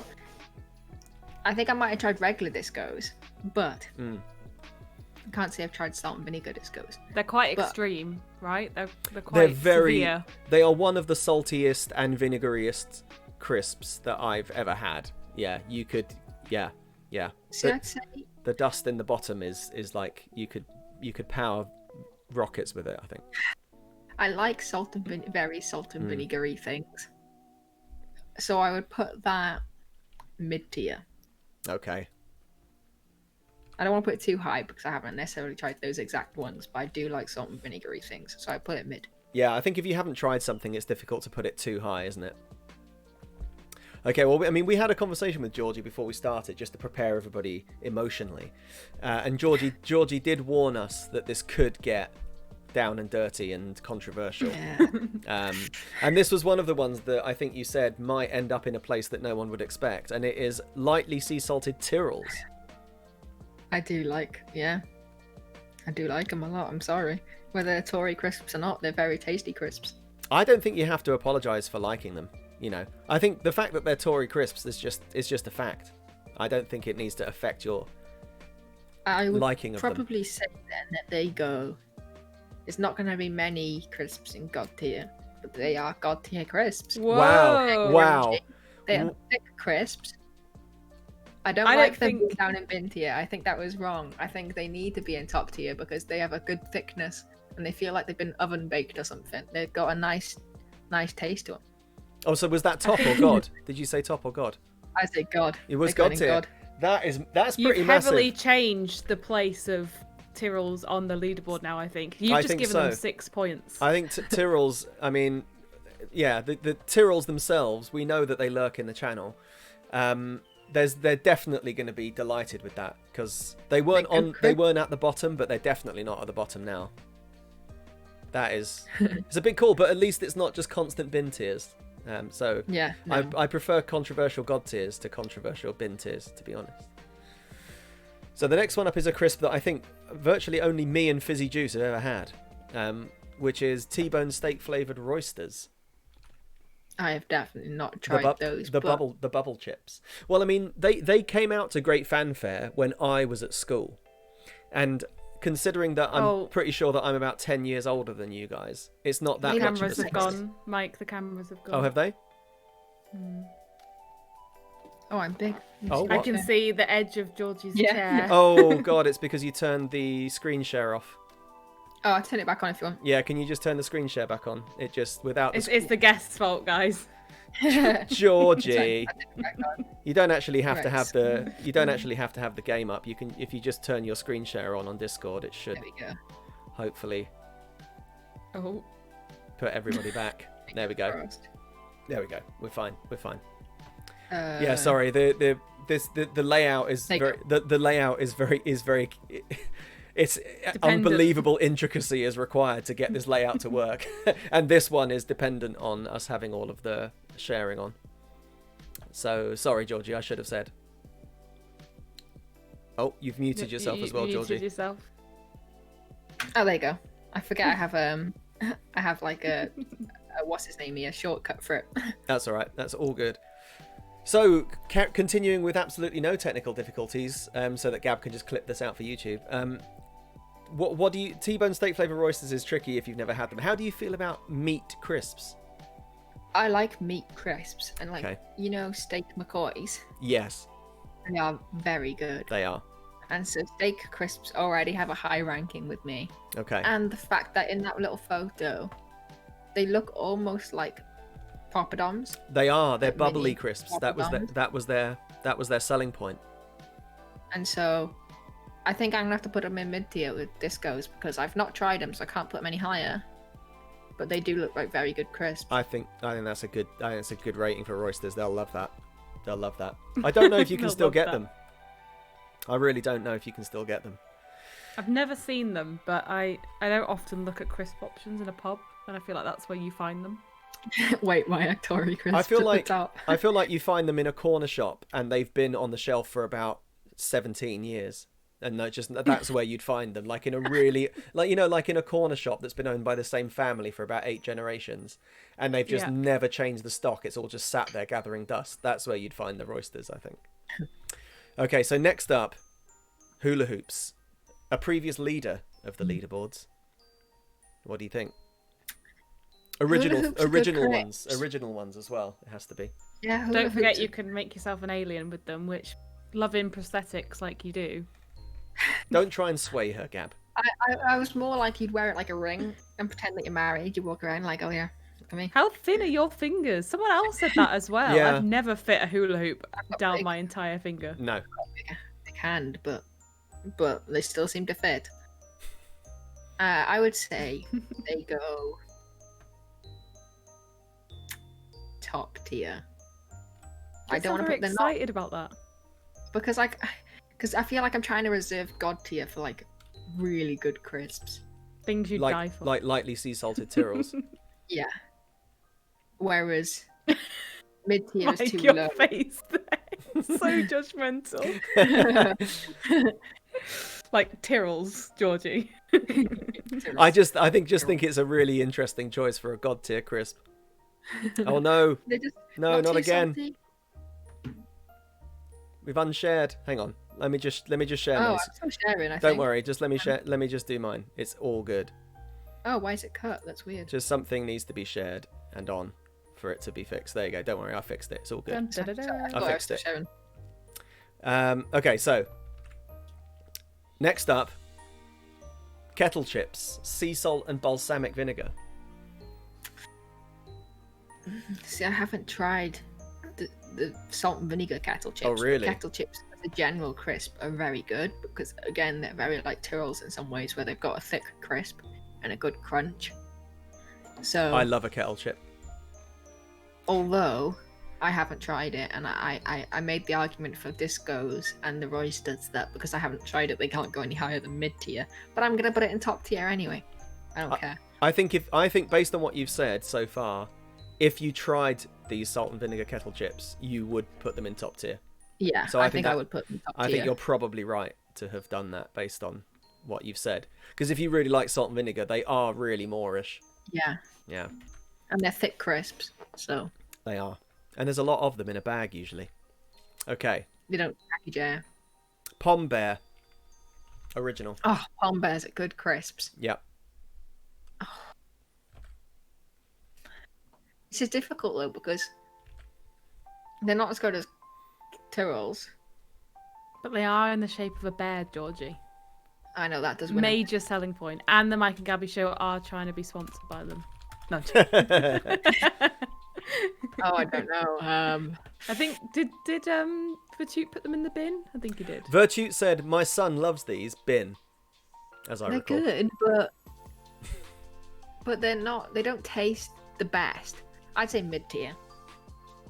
Katie is just having a hernia in the chat. Katie's Katie just wants Pom Bear in God tier so badly. At some point, Katie, you will get to redress the balance. You will. Well, if Katie's in season 2, it might not be. I think if I think that if Katie comes on in season 2, if Katie wants to do Crisp Wars, Yeah, then she can. I think that's I'm reasonable. gone. Katie's gone. I'm gone. I Okay. love the drama. Mid. That's where I put them as well. To be fair, so I'm with you, Georgie. I'm with you. Yeah. Okay, how about this one? Smith's spicy tomato flavour snaps. With a dragon, not a croc. Correct. With a dragon, not a croc. Whoops, on the front. Well, I've not tried them, but they Yeah. sound like they'd be pretty gross. Are you not a fan of Tomato tomato flavour flavour- crisps? No, I'm not a big fan of tomato in general. I don't Okay. mind I'm it. not either, Georgie. But there's something different about spicy tomato crisp. They hit different. They hit different. Spicy tomatoes. It's like, have you ever had Heinz tomato soup? Yes. Right, imagine that flavour, but with like a lot of pepper cracks in. That sounds awful. Maybe a bit of cayenne pepper. Yeah, if you Because don't. I don't like tomato soup that much. I find it a bit rich. Oh, it's not Oh looking yeah, good then for maybe snaps. might not. Yeah, snaps I might can not be the one put for them you. low tier. Okay. I can't bin it because I haven't tried them. But Okay. they sound bad. Gabby trying to sway the vote. I'm very passionate about Yeah. spicy tomato crisp, Steve. This is pretty reasonable so far, Georgie, I have to say. You're being very reasonable, I think. I think Okay. so far I've been kind. I think you're being Not reasonable. too controversial. Okay, what about spicy Transformer snacks? Similar taste to the snaps, but you can make them into a car. Yeah, they do have the advantage that you can, should you wish, make And them they're into a car. 30p. Okay, then I haven't tried them, but because she's gonna make them into a car, Yep. top tier. Oh, Whoa! You can Wow. make a car out of them. you can. If I can make cars out of all of my food, then I'd be. They are spicy tomato flavour, Georgie. Oh. Not Yeah, they're ready spicy. salted. Yeah, they're spicy. Well, they just say spicy flavour, but I mean, I think it's spicy tomato. on the actual thing, it just says spicy flavour. I like spicy crisps, but I don't like things that have tomato. So it depends. So yeah, Very it does much just say, because I mean, What do you mean? knickknacks, nice and spicy, are spicy flavour, but they're not tomatoey. So I don't know if I've had the spicy Transformer snacks before. They're similar tasting to Snap. Are they? I'm still impressed that you can make a car out of them, though. So Yeah. top tier. Okay. Yeah, they're this, still I going just top. thought I'd warn you because I thought you might think they're ready salted because they've gone for red. Yeah, it's an interesting choice, but so have Snaps. I guess Yeah. it's more of an orange. Who knows? Snaps have a dragon on them, though. I mean, They do. What can There's no you- getting by it. Yeah, it's right. Okay, right. Next up, one of the worst performers so far. Crispy bacon flavour wheat crunchies. Are you joking? That's one of the worst performers. It, That's well, top tier. that's That's a- not even top tier. it That's can God be tier. it That's can be God used tier. as a weapon, Georgie. This Yeah. is the issue that Yeah. we have with wheat crunchy. yeah, if you can glue them all together and like spike the top one, you could just impale somebody all the way through with wheat crunchies. It's so firm. Yeah, I want to put it God tier. They are top God tier. level. you're going God tier. God tier. You God tier. revised your okay. Wow, wheat crunchies God tier. You heard it Georgie's here first. changing the Because they're leaderboard. bacon flavored. They are crispy bacon flavour, yeah. They are. And if you And like they're crispy crunchy. bacon, they're there for you. Play's got it. Can be used as structure and prosthetics, Georgie. Yeah, it's true. Yeah. It's true. It's true. You could Okay. probably fix it. Like, do you know when you see people using like instant ramen to fix everything, and they'll like put it in the hole and then like sand over the instant ramen and stuff? That's what Yeah, you do for wheat You could crunch. do that with a wheat crunchy, definitely. You definitely could, yeah, no doubt. You could make housing out of wheat crunchy. Okay. The real McCoys. Salt and vinegar. Constant Salt, crisps. sorry, salt and malt vinegar. They're very careful to specify. Top tier Nice. because McCoy's are good crisps. Yeah, they are. They're I ridge, can- ridge cut. Very Yeah, ridge. Oh, yes. Oh, yeah. The ridge is what makes them, I think. I agree. Yeah, the ridge captures all of the flavour. I can Yeah. tell you're passionate about crisps, Georgie, because nothing's gone in the bin yet. Yeah. And I think the only other Yeah. person who got this far without bin is Mike. Yeah, I didn't. I think no bins for me. snap close, but I feel bad binning them without trying them. Yeah, I thought that as well. You can't bin something you never tried. That's like saying you don't like a film that you've never watched. Yeah, that's right. Well, I do say that a lot. Well, what about skips controversially binned by I think both Charlie and Virtue's bin skips. I No, think. Virtute didn't, I think, because I Oh, told was him it I'd just- quit the was it- show, so he put it in Oh. mid-tier for me. Was it just Charlie then? I'd say mid tier. Yeah. I don't like prawn cocktail things usually, but they've got their different type of. They're not quite prawn cocktail almost. It's been a long time since I've had them, but The sort they're of nice. the sort of tingly, melty texture of skips makes the prawn cocktail a little bit less Yeah. intense than with some prawn cocktail. Also, this font. I mean, the font deserves a mid-tier alone. I think. Yeah. Right. Yeah. The yellow and the red as well. Like, Oh. They want to be seen. They want to be seen. They're the diva of the crisp aisle. Yeah. they Shortly followed by discos. Yeah, I mean, discos. Well, and maybe abducted by Space Raiders, pickled onion flavour. Oh. Divisive. Space Raiders are nice, Yeah. but I don't think the pickled onion's not that great. I think the ones I used to have when I used to eat Space Raiders was. Did they do like a beef flavour or something like that? If I remember Yeah. right. I think I they really they like definitely had beef Monster Munch as well as pickled onion Monster Munch. I I don't think really. they had beef Space Raiders as Did well. They they? were red, weren't they? There's Yeah. red Sure, let's have a alien. quick look. Gabby's face. As soon as anyone insults pickled onion, I immediately just don't take anything they say Oh yeah, as truth there anymore. are beef. There were beef or are/were beef Space Raiders. So it looks like the Space Raiders flavors were pickled onion, beef, spicy. They just had one that was just called spicy as well, and saucy barbecue. Oh, Saucy. that sounds like it. Saucy. I'd say Space Raiders are another mid. Yeah. They're good, but they're not that good. They're good. not binned, I'll take it at this point. Yeah. Yeah, I people even have bin strong things. feelings one way or the other about Space Raiders. Usually, they're often either a bin or a god.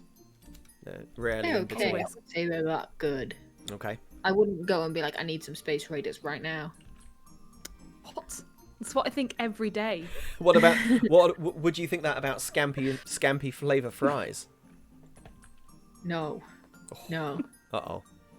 These are going low tier. I'm sorry, but Oh, I'm glad not they're not in the bins. bin. I'm glad. Yeah. I'm glad they're not in the bin. To be honest, after low that, tier. after that initial intake of breath, I thought that we were in trouble. No, I'm scared to bin anything now. No, you don't need to be scared to bin anything. You shouldn't Yeah, be. no, it's fine. Because I feel like I don't eat enough. But then if I ate enough of it, then I would probably like it. But I'm thinking with the scampi and fries thing, I haven't ate much scampi and fries. I think I tried them once. So it's like, I don't feel like I have enough of a say to bin them.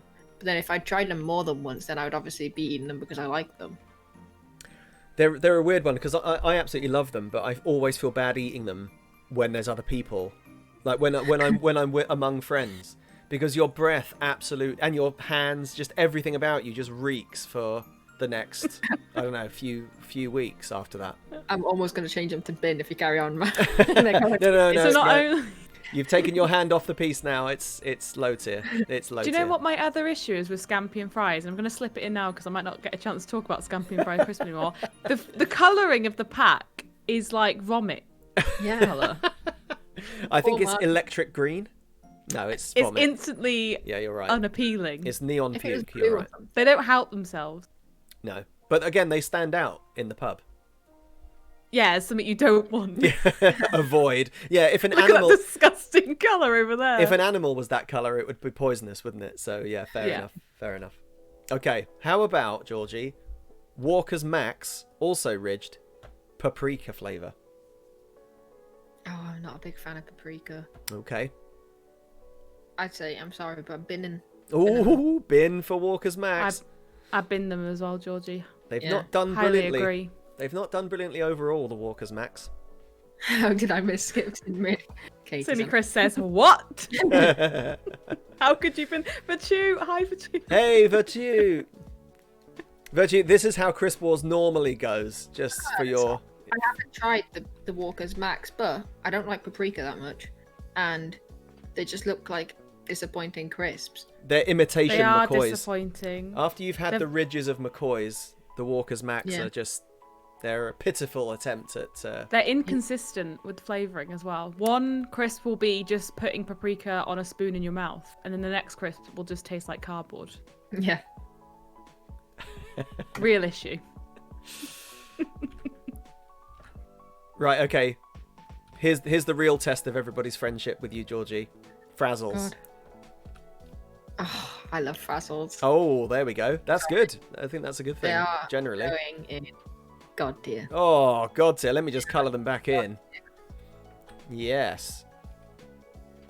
Georgie's third God tier of the day, Frazzles.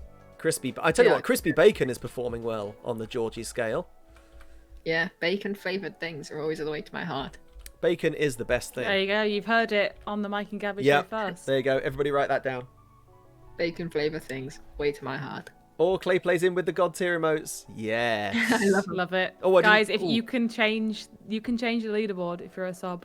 Your time is coming. I didn't play the God tier sound. Has it got tier sound? It's Yeah, playing now, we just unfortunately, you guys can't hear it. But for the benefit of everybody watching at home, everybody else can hear it. Right, okay. So Frazzle's God tier. Okay. How about Quavers? Oh, quavers are good. Quavers are good. Quavers Top are tier. good. But Top how tier good? crisp. Top tier. Because because you can have big quavers and little quavers. I like that they're not all the same. Variety in a pack. You get a little Quaver family. You can like there's a nice crunch to them. They're not too. They got a little bit of air, and they're just super cheesy. Can't go wrong with a good quaver. Very Moorish. Yeah. I love a Quaver personally. I'm not a fan of cheese flavour crisps, but if I have to have them, Quavers or Wotsits, I'm fine with that. That'll do. Yeah. That'll do for me. Okay. A test of your salt and vinegar obsession, Georgie. Chipsticks. They are. Oh. See, I feel like I'm putting too many crisps up high though. I gotta be a bit more. bit more aggressive. Put them where they deserve to be. Don't play the game for the sake of, for the sake of trying to put things whatever. They're good crisps though. They are good. Mike had about 10 crisps in God tier. So most of the crisps are in God tier for me. I just love crisps. I'd say top tier. They are top tier crisps. They're up there with Quavers and the McCoys and everything. They are nice crisps. I love a chipstick, personally. But you wouldn't go out at 6 in the morning for them. No. I think that's reasonable. Yeah.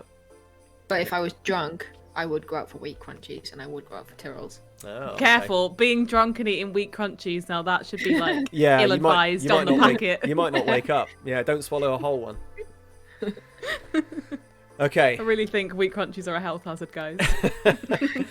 So the very much maligned French fries on Crisp Wars. So every flavour. Crisp Wars, yeah. I think what lets French fries down is that you have to consider every flavour, which does hamstring them a bit.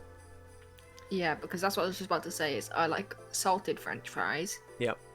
But I'm not that big fan of a cheese and onion. I don't like cheese and onion that much. Mm. They do also do salt and vinegar, and I think they do a Worcester sauce.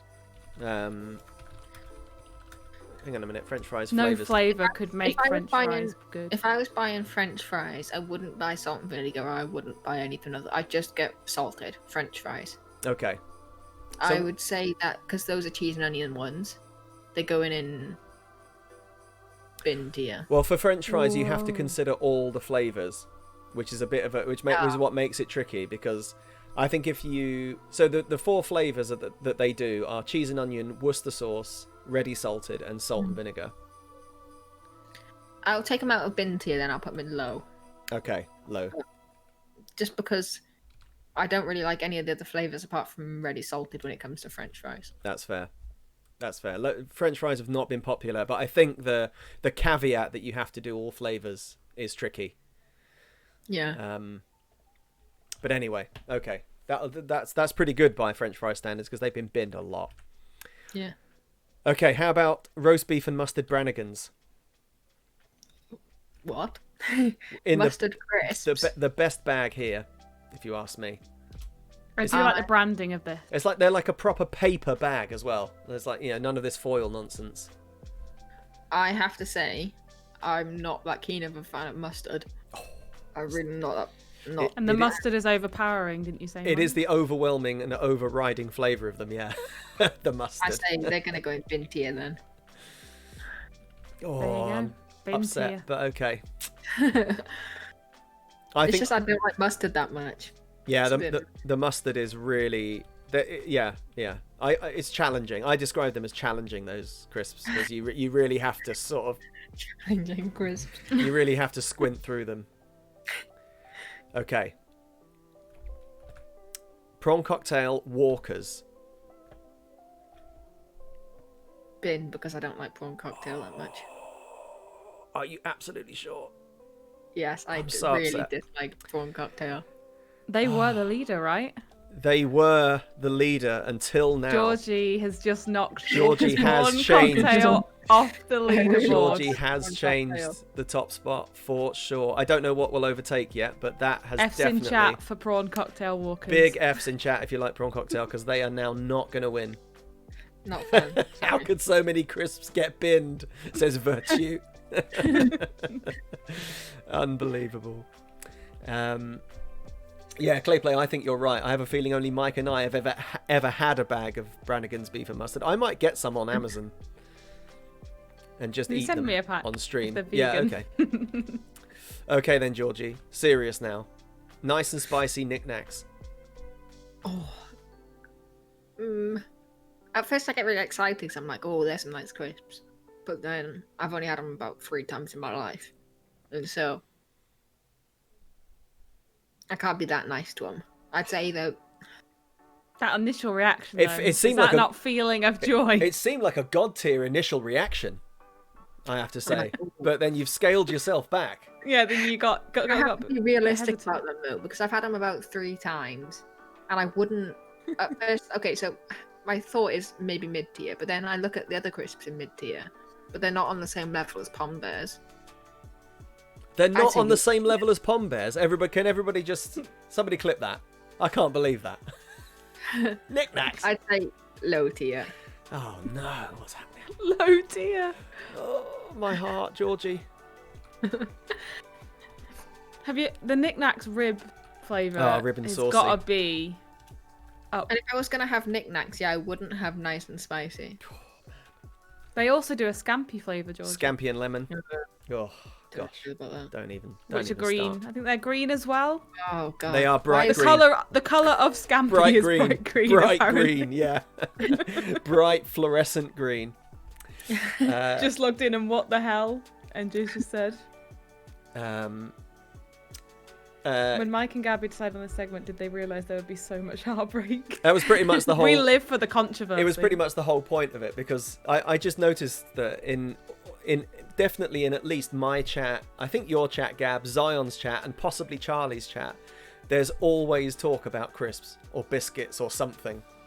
So when we were starting Mike and Gabby Show, we just decided like we should have some sort of little, because I played a game with Gab. It was was Snog, Marry, Avoid on Mass Effect 2. Oh yeah. I saw that. And so we did that little game, and then it was for somebody specifically, the Crisp Wars, and then I decided we decided that we should just carry on. Zion. Oh yeah, Zion it was for was the Zion. It was first for official Zion. guest. We did it for Yeah. Zion specifically, and then And then we decided we'd make a leaderboard and we'd actually tell everyone what Britain's favourite crisp is. yeah, we will. We'll go to a newspaper that everyone doesn't hate and tell them the official scores. We'll tell them about the official research we've done, minus for Toot. Yeah, we'll just maybe take Virtute's scores out. No, not really. Everyone counts.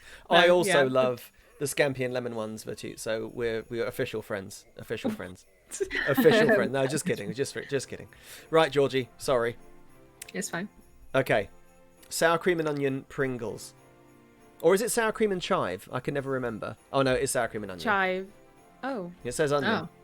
Oh yeah, it is. Sour cream You and made onion. me doubt myself. Well, I'm like, yeah, yes, it's chive. Yeah, I thought it was chive Just too. lying. They're not that good. Pringles themselves are good, but not sour cream tasting things. Interesting. They've been very popular, more so than I would have expected, I have to say. I might not make it to the Christmas extravaganza tomorrow, guys. I don't know if I can manage Georgie for 10 hours after I'd this. say maybe mid-tier. Because Mid-tier. they're okay, because I'm giving them a lot of brownie points because Pringles are nice, Yeah. but not necessarily sour cream. So they're getting a lot of brownie points for that. That's fair. That is fair. Okay. Sorry, can I just read Funyun's comment? He yeah. put, just tune back in to see Woman of the People Georgie picking Tyrrell's as top tier, assuming she's also stroking a peacock in the west wing of her manor. Stroking my hippo. Stroking her hippo. Easy. Easy Keep it now. PG, Less of that. lads. It's a PG stream. Okay. Right then, Georgie. Tangy cheese Doritos. Oh. By themselves. Can't consider salsa. By themselves in a bowl at a party. No salsa available. No No dips. salsa. You No can't. You dips. can't add. No dips at all. No sa- You can't Just the add. crisp. Just the crisp.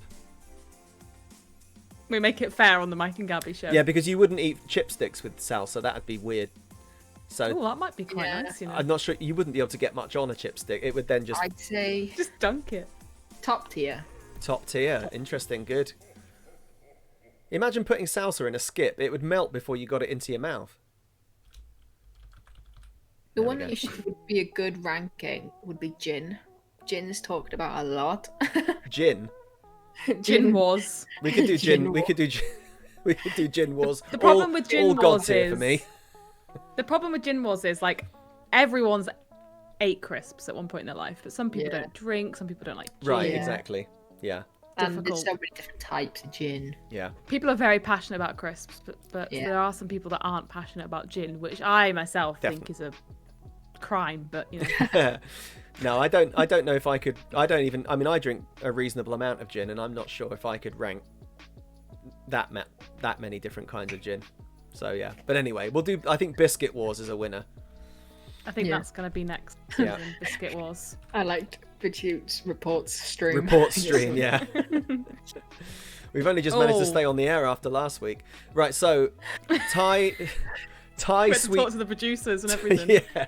Thai sweet chili sensations. See, I've not tried them, but they sound really nice. They are God tier, some would say. But I feel like Unbelievable, Gab.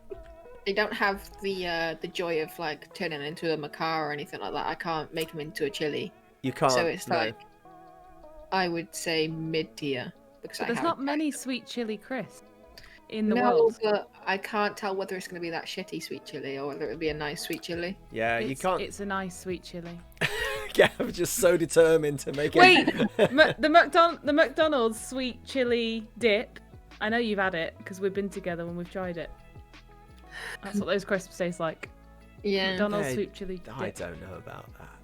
Oh, I don't know. You're in Spain. You don't know. I've had McDonald's. Come on. Right, okay. All right, enough of that. Mid-tier. Gabby's Mid-tier, getting Gab. desperate. Mid-tier, Gab. Yeah, just accept it. Okay, Georgie. Squares, but cheese and onion squares. Why'd you do this to me? I know. Because if you'd left it at squares, I'd have been really happy about that. 'cause I Yeah, like salt and squares. vinegar squares are legendary. But cheese and onion squares. Don't make me put them in the bin. No one's making you do anything. But they're cheese and onion. How do you feel about Can't cheese and believe this. onion generally as a flavour? Not that keen. It's just a bit Is it a bin tier flavour Not- though?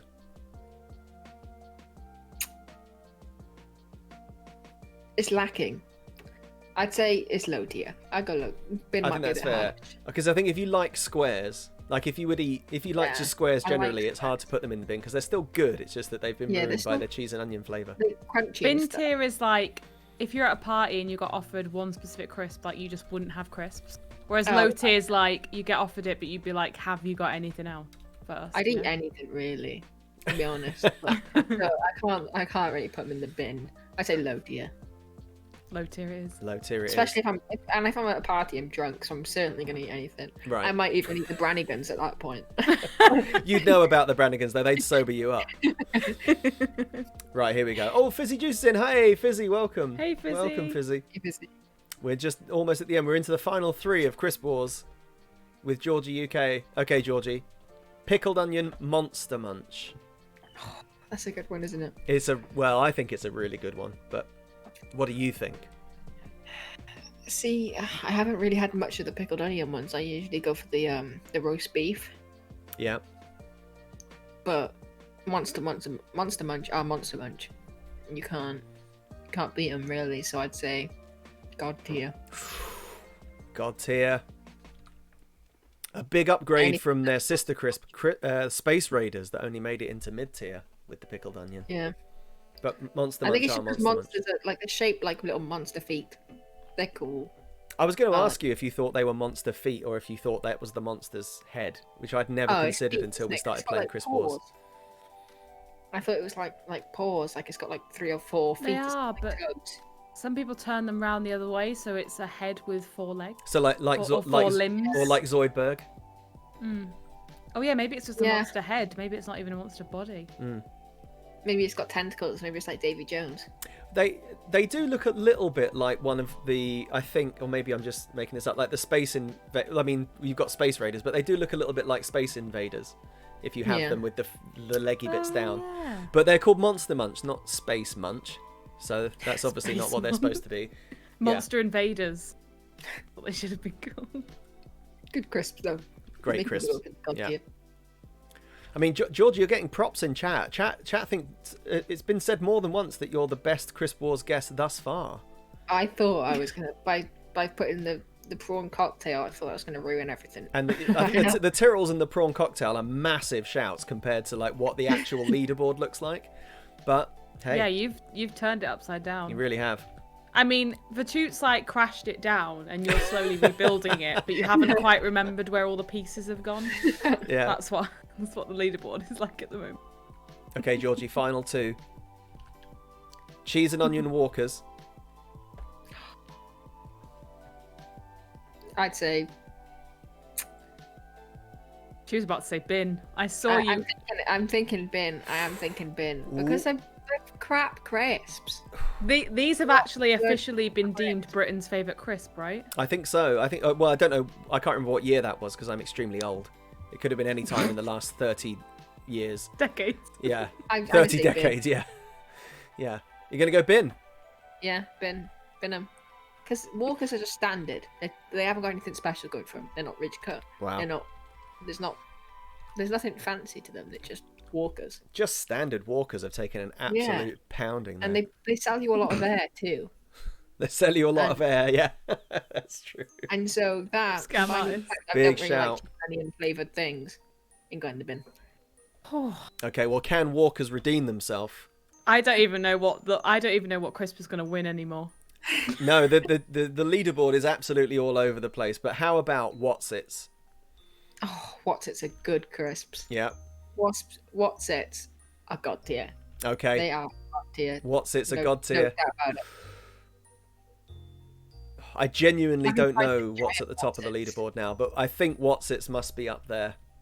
Quavers I must think be Monster up there. Munch Hula has done hoops, pretty yeah. well. But Monster Munch did have a bin tier from 2 people, maybe.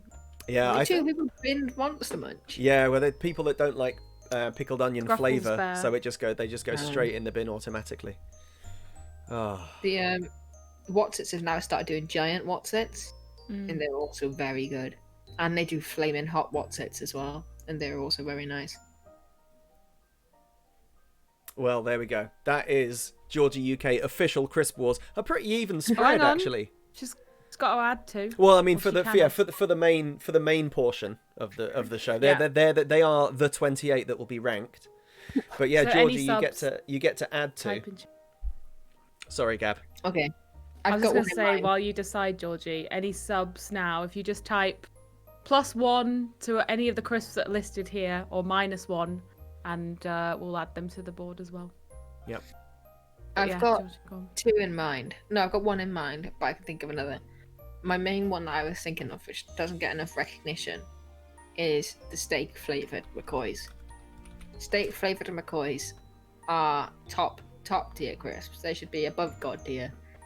They're extra crunchy. McCoys, they're ridge cut, brilliant, and just steak flavoured. What more can you want? Yeah, the flame grilled steak McCoys. Let's just- Brilliant name as well. Flame grilled steak. Yeah, Like, McCoys. marketing are up there. McCoys Yeah. don't mess around with their. Are these god tier, Georgie, for you then? Yeah, god tier. Yeah.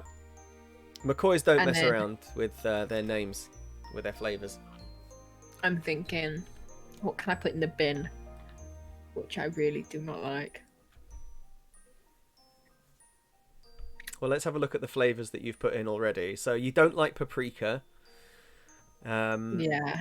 And just Don't like standard mustard. walkers. Don't like mustard. I can't think of any other crisps that have got mustard on them though, unless I'm I'm forgetting. tempted to say, and this isn't going to be very.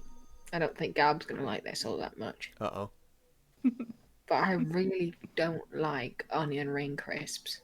That was one of Gab's other chosen god tiers. Wow. Okay. I really don't like them. Onion things are one thing. Onion crisps should not exist. Onion ring crisps from any particular store? Yeah, because usually they don't do like really branded ones as such. I haven't seen branded ones. Golden Wonder have got an onion ring, I think. But Haven't usually tried you just get them like Asda's own or Yeah, Tesco's own or whatever. Yeah, just onion, any type of onion ring crisp. Bin tier. Oh my god, thank you for subscribing. Oh, but I'm Vert, thank you for dreading- the sub. I Uh-oh. know the reason for it, and it's Uh-oh. going to be a -1 to one of these crisps. Oh God. Okay, I'm excited. Um, Thank you, Vert. Love you. Amazing. What a ledge.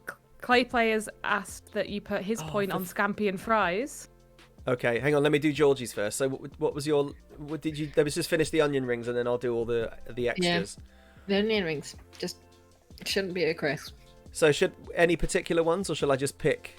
Just pick any. I'll just pick it. I'll just pick the most onion ringy looking. I'm gonna go for Yeah. these ones. They're probably pretty It's very bad. upsetting. The Happy Shopper onion rings. They're not the same ones that you said. Though, Happy Gab. Shopper. That is sick form like house party snack crisp. That's right. Yeah. And they're in the bin. Pop into Happy Shopper, hoping you don't get ID'd for the bottle of vodka just- you buy with the onion rings. And they are in If the they were bin. more like onion rings, because I like onion rings in real life, like real onion rings, but they're not. They're useless. they're useless.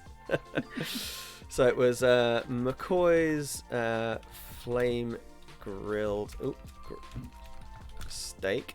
That gets another 6 from Georgie. And then, okay, so Gab, I'm kind of in the spreadsheet now. So Okay, so Clay Plays added a +1 to Scampi and Fries. okay, Camilla. Oh, sorry. Let me know when you're ready. Scampy Fries. +1. +1, yeah. Yeah, okay. Mela21, thank you so much for the sub. Oh, Mela, thank you for subbing. +1 to Doritos. The cheese Doritos. Yeah. Okay. Yep. Vachu has played Devil's Advocate and has given a +1 to Happy Shopper onion rings, which puts them on a firm 0. Thank you so much for the sub, Vachu. So good. Okay, so that one Fizzy is -1. just subbed. But 1. Fizzy just subbed. So Fizzy, if you want to give or take a point away, you can. Let us know which crisp. I think that's all subs in chat. If any other subs are hovering, now's your chance. Speak now or forever hold your peace. Does anybody taken one off, or is everybody doing? Does everybody get a +1 and a -1? No, just 1 point to give. Just or take. just a point to give, either positive or Yeah. negative. Okay. Fizzy, thank you so Thanks, much for Fizz. subbing. I'll take a point away from Tyrrell's. Why? Tarleton likes crisps. I don't understand their hate for Tyrrell. Thank Okay. you, Vachu. Enjoy your dinner. Thanks, Vert, and thank you Everyone everybody who says they're subscribed. Tory crisps. That's not a good. That's not an excuse. Whether they're posh crisps or not, they're tasty.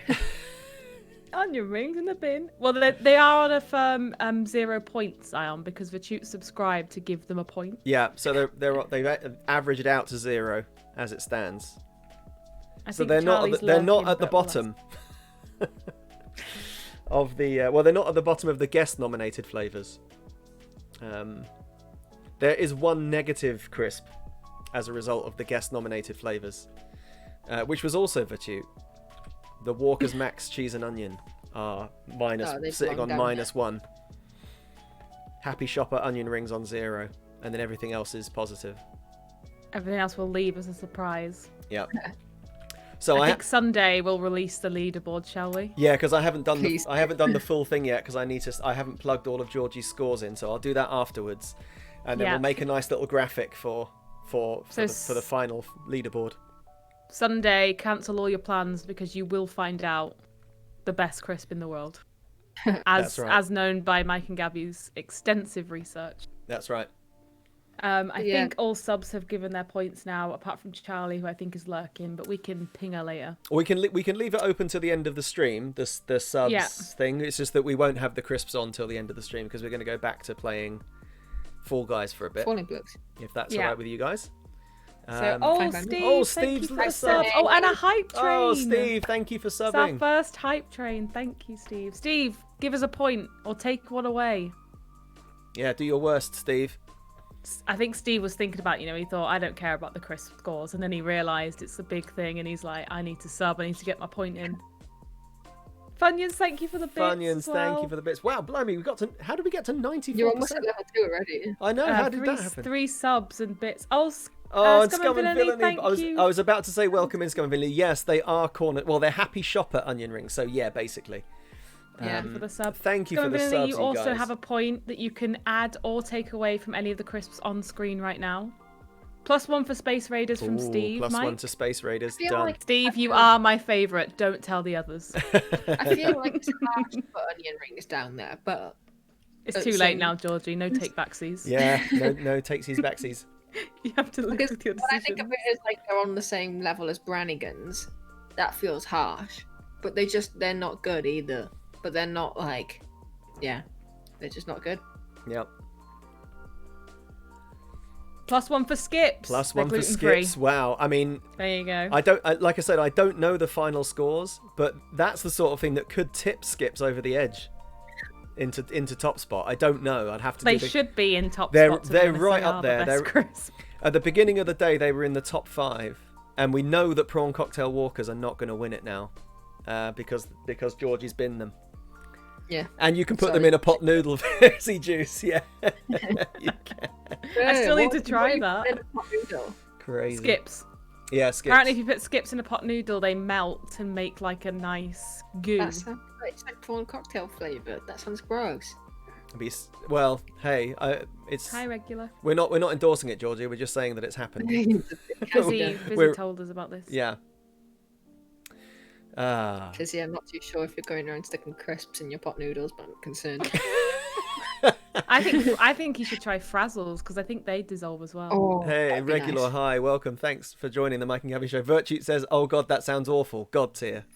It's my guy. It's my guy Skips right in there. the pot noodle. That. I was very, very drunk. Okay, we've all been there. Okay, Georgie, I think that's all our subs. But if anyone else wants to take part, we'll keep it open. So end of today's stream will be end of anyone's input in Crisp Wars. So if you feel passionate about it, now's your chance. Yeah.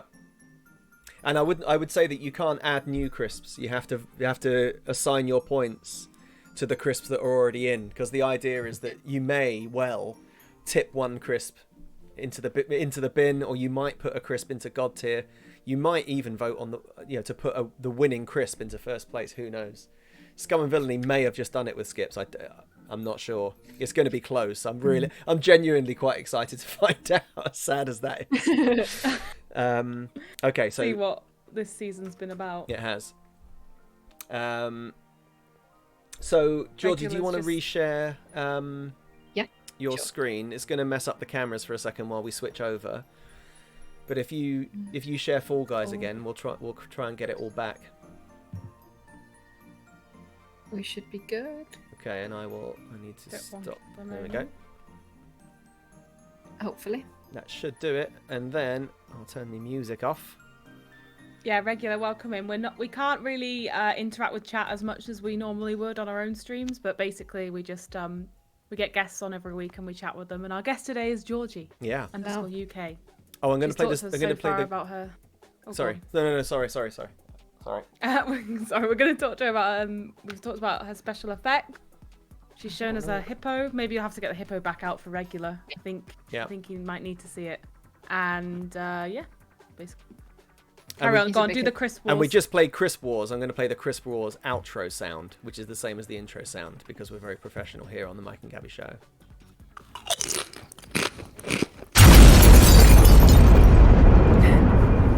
Crisp Wars. And back to Fall Guys. Okay, so we'll play Fall Guys. Yeah. Play Fall Guys for a little bit longer. That was a good Crisp Wars, Georgie. I think you're going to be very popular.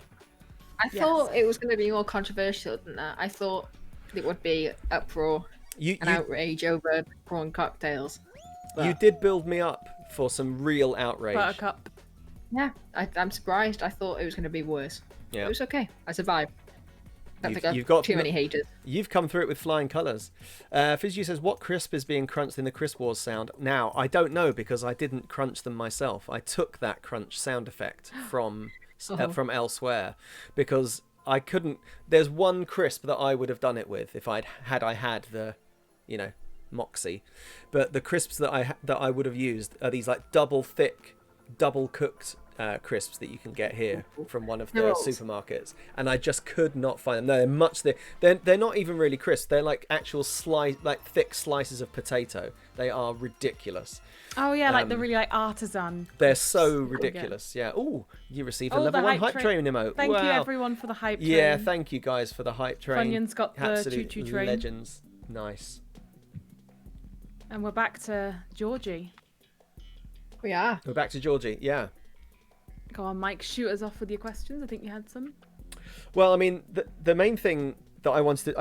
I just like talking to Georgie about all of her special effects stuff, but the thing that we haven't Tell us the story again. Yeah, well, the thing we haven't really talked about today that Georgie and I talked about for ages one evening when we were just playing Fall Guys was the 3D printing. And I know how...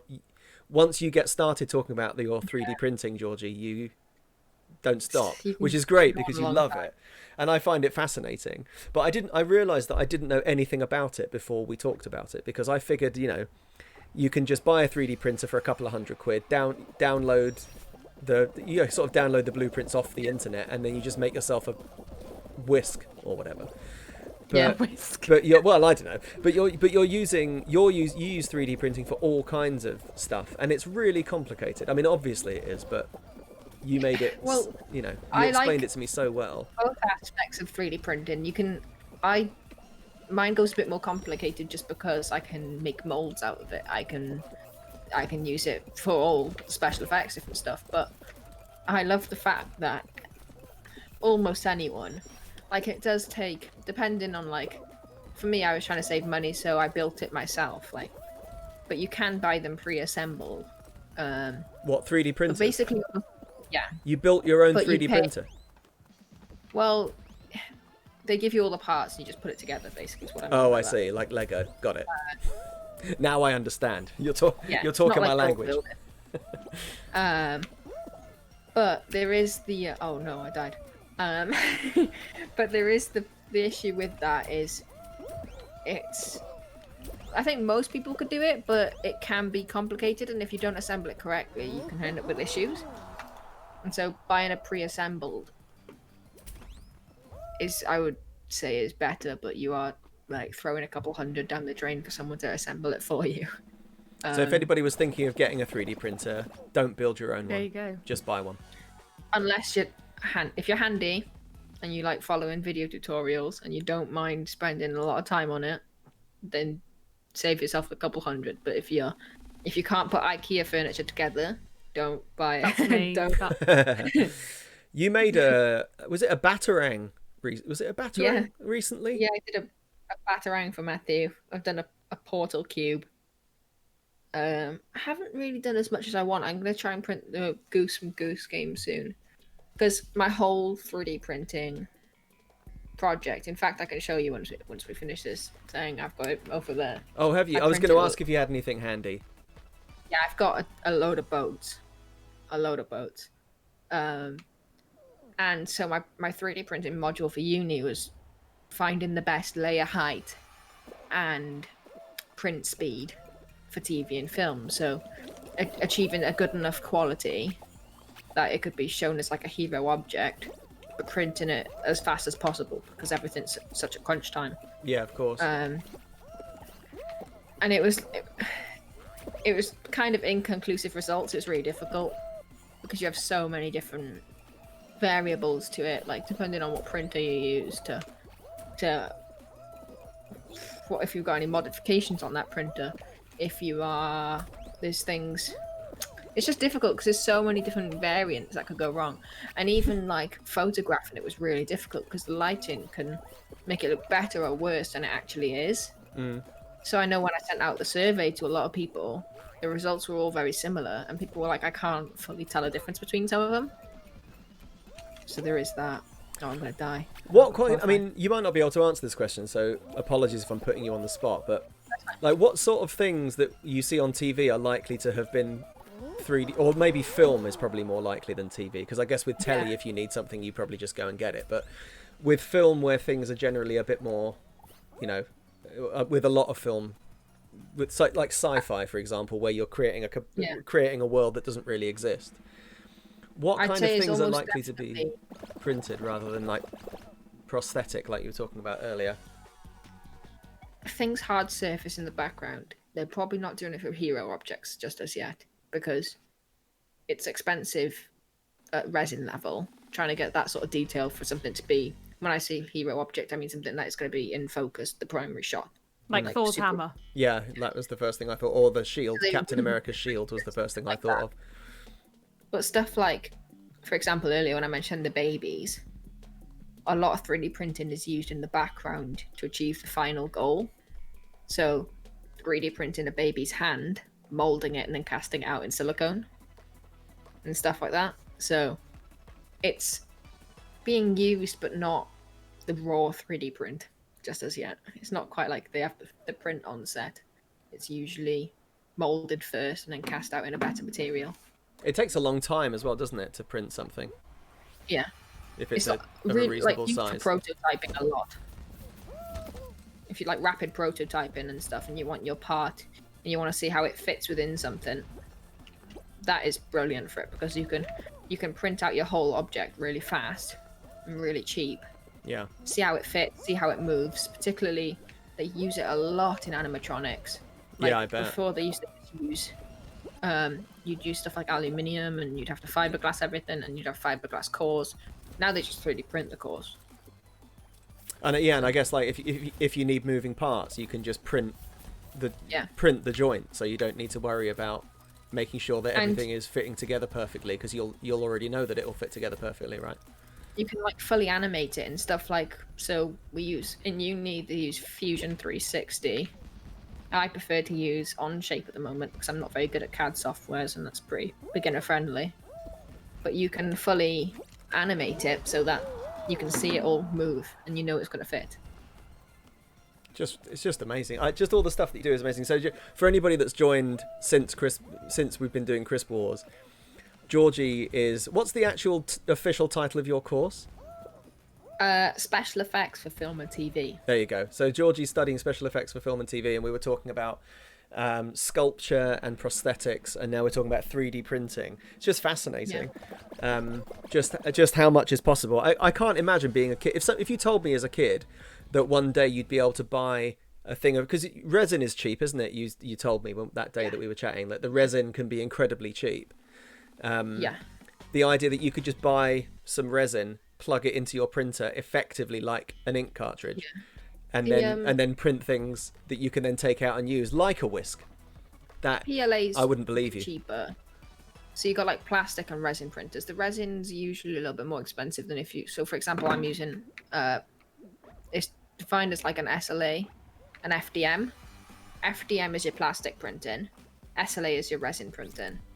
Plastic is really dead cheap. I think like you pay usually about 20 quid for a kilo of filament, and it lasts you a long way. Like it go on a lot. You can print a lot with that.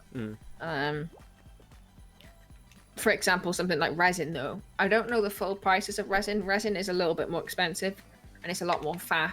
You got to do a lot more cleanup. You have like a well of resin, like uncured resin, and it pulls out of the well, and it's, as far as I understand, I don't know a whole lot about it, it's like photosensitive, so it uses UV light to cure it.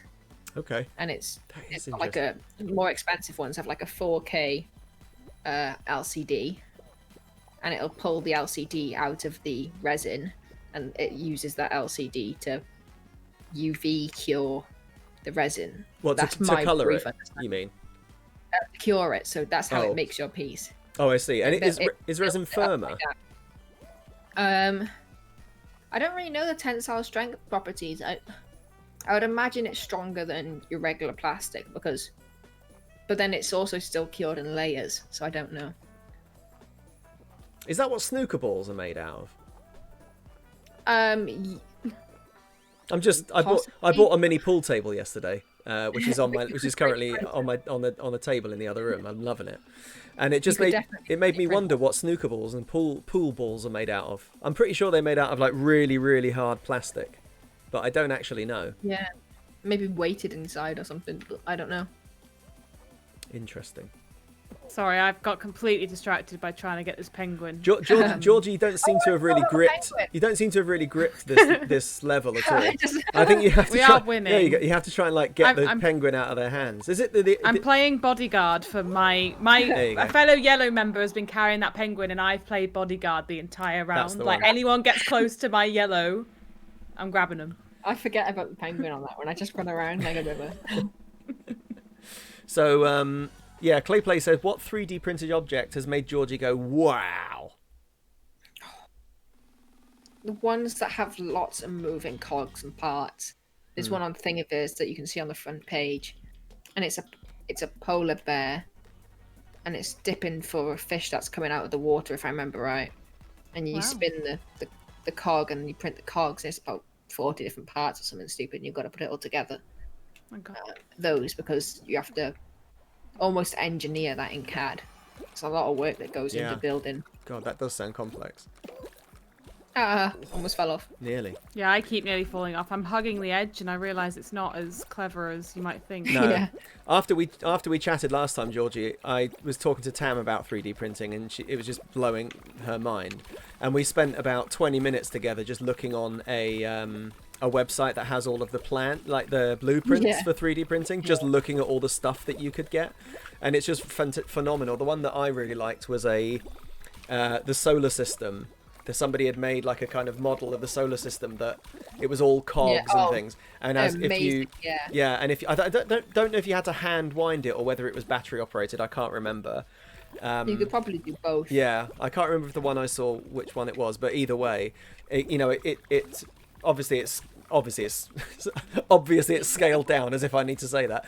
No, full scale universe size, galaxy size. No, scaled down. And it just, they had the proper orbits, and it was just remarkable. Just such a cool little thing to have that, in theory, you could make yourself at home. Just seems like such a cool thing. I genuinely think most people would almost benefit from a 3D printer in their house sometimes. Yeah. Because you can 3D print such useful objects. Totally. Just little everyday things. Like, I mean, we've got we need to do some like little bits of repairs around the house at the moment because of stuff that's just broken, and we're going to go to a hardware store, but like if I could just find a little model for the things that I need and just 3D print them, it would just save you so much money. Oh no, I'm out. Yes! Oh, Georgie won it. Georgie crowned. Georgie, yes. Nice. GG's in chat for Georgie, our first crown winner on stream on the Mike and Gabby Show. Amazing. I was trying really hard to concentrate on new questions for the second at the end there. I couldn't concentrate. Well done, Georgie. Really good. I think I was silent because I was so concentrating, and then I think a reindeer just came in and messed me up. Oh, I just got a crown. Oh, that's from leveling up. From leveling up. So not a real crown. Thank you, Scum and Villainy, for snooker balls are made from. Oh, they're made from polyester or phenolic resin. Snooker balls. I see. There you go. And Fizzy, thank you for stopping by. Thank you very much. Yeah, Great bye, to see you. Fizzy. Thank you for the sub. We use a lot of see you next time. a mix of polyester, and we use polyurethanes a lot. Polyester's great for people who maybe cannot use polyurethanes because they're so toxic. When we're ever mixing like polyurethanes, we have to be so careful because the isocyanates in it. Like one of the girls for her last module was mixing. She was making loads of resin eyeballs.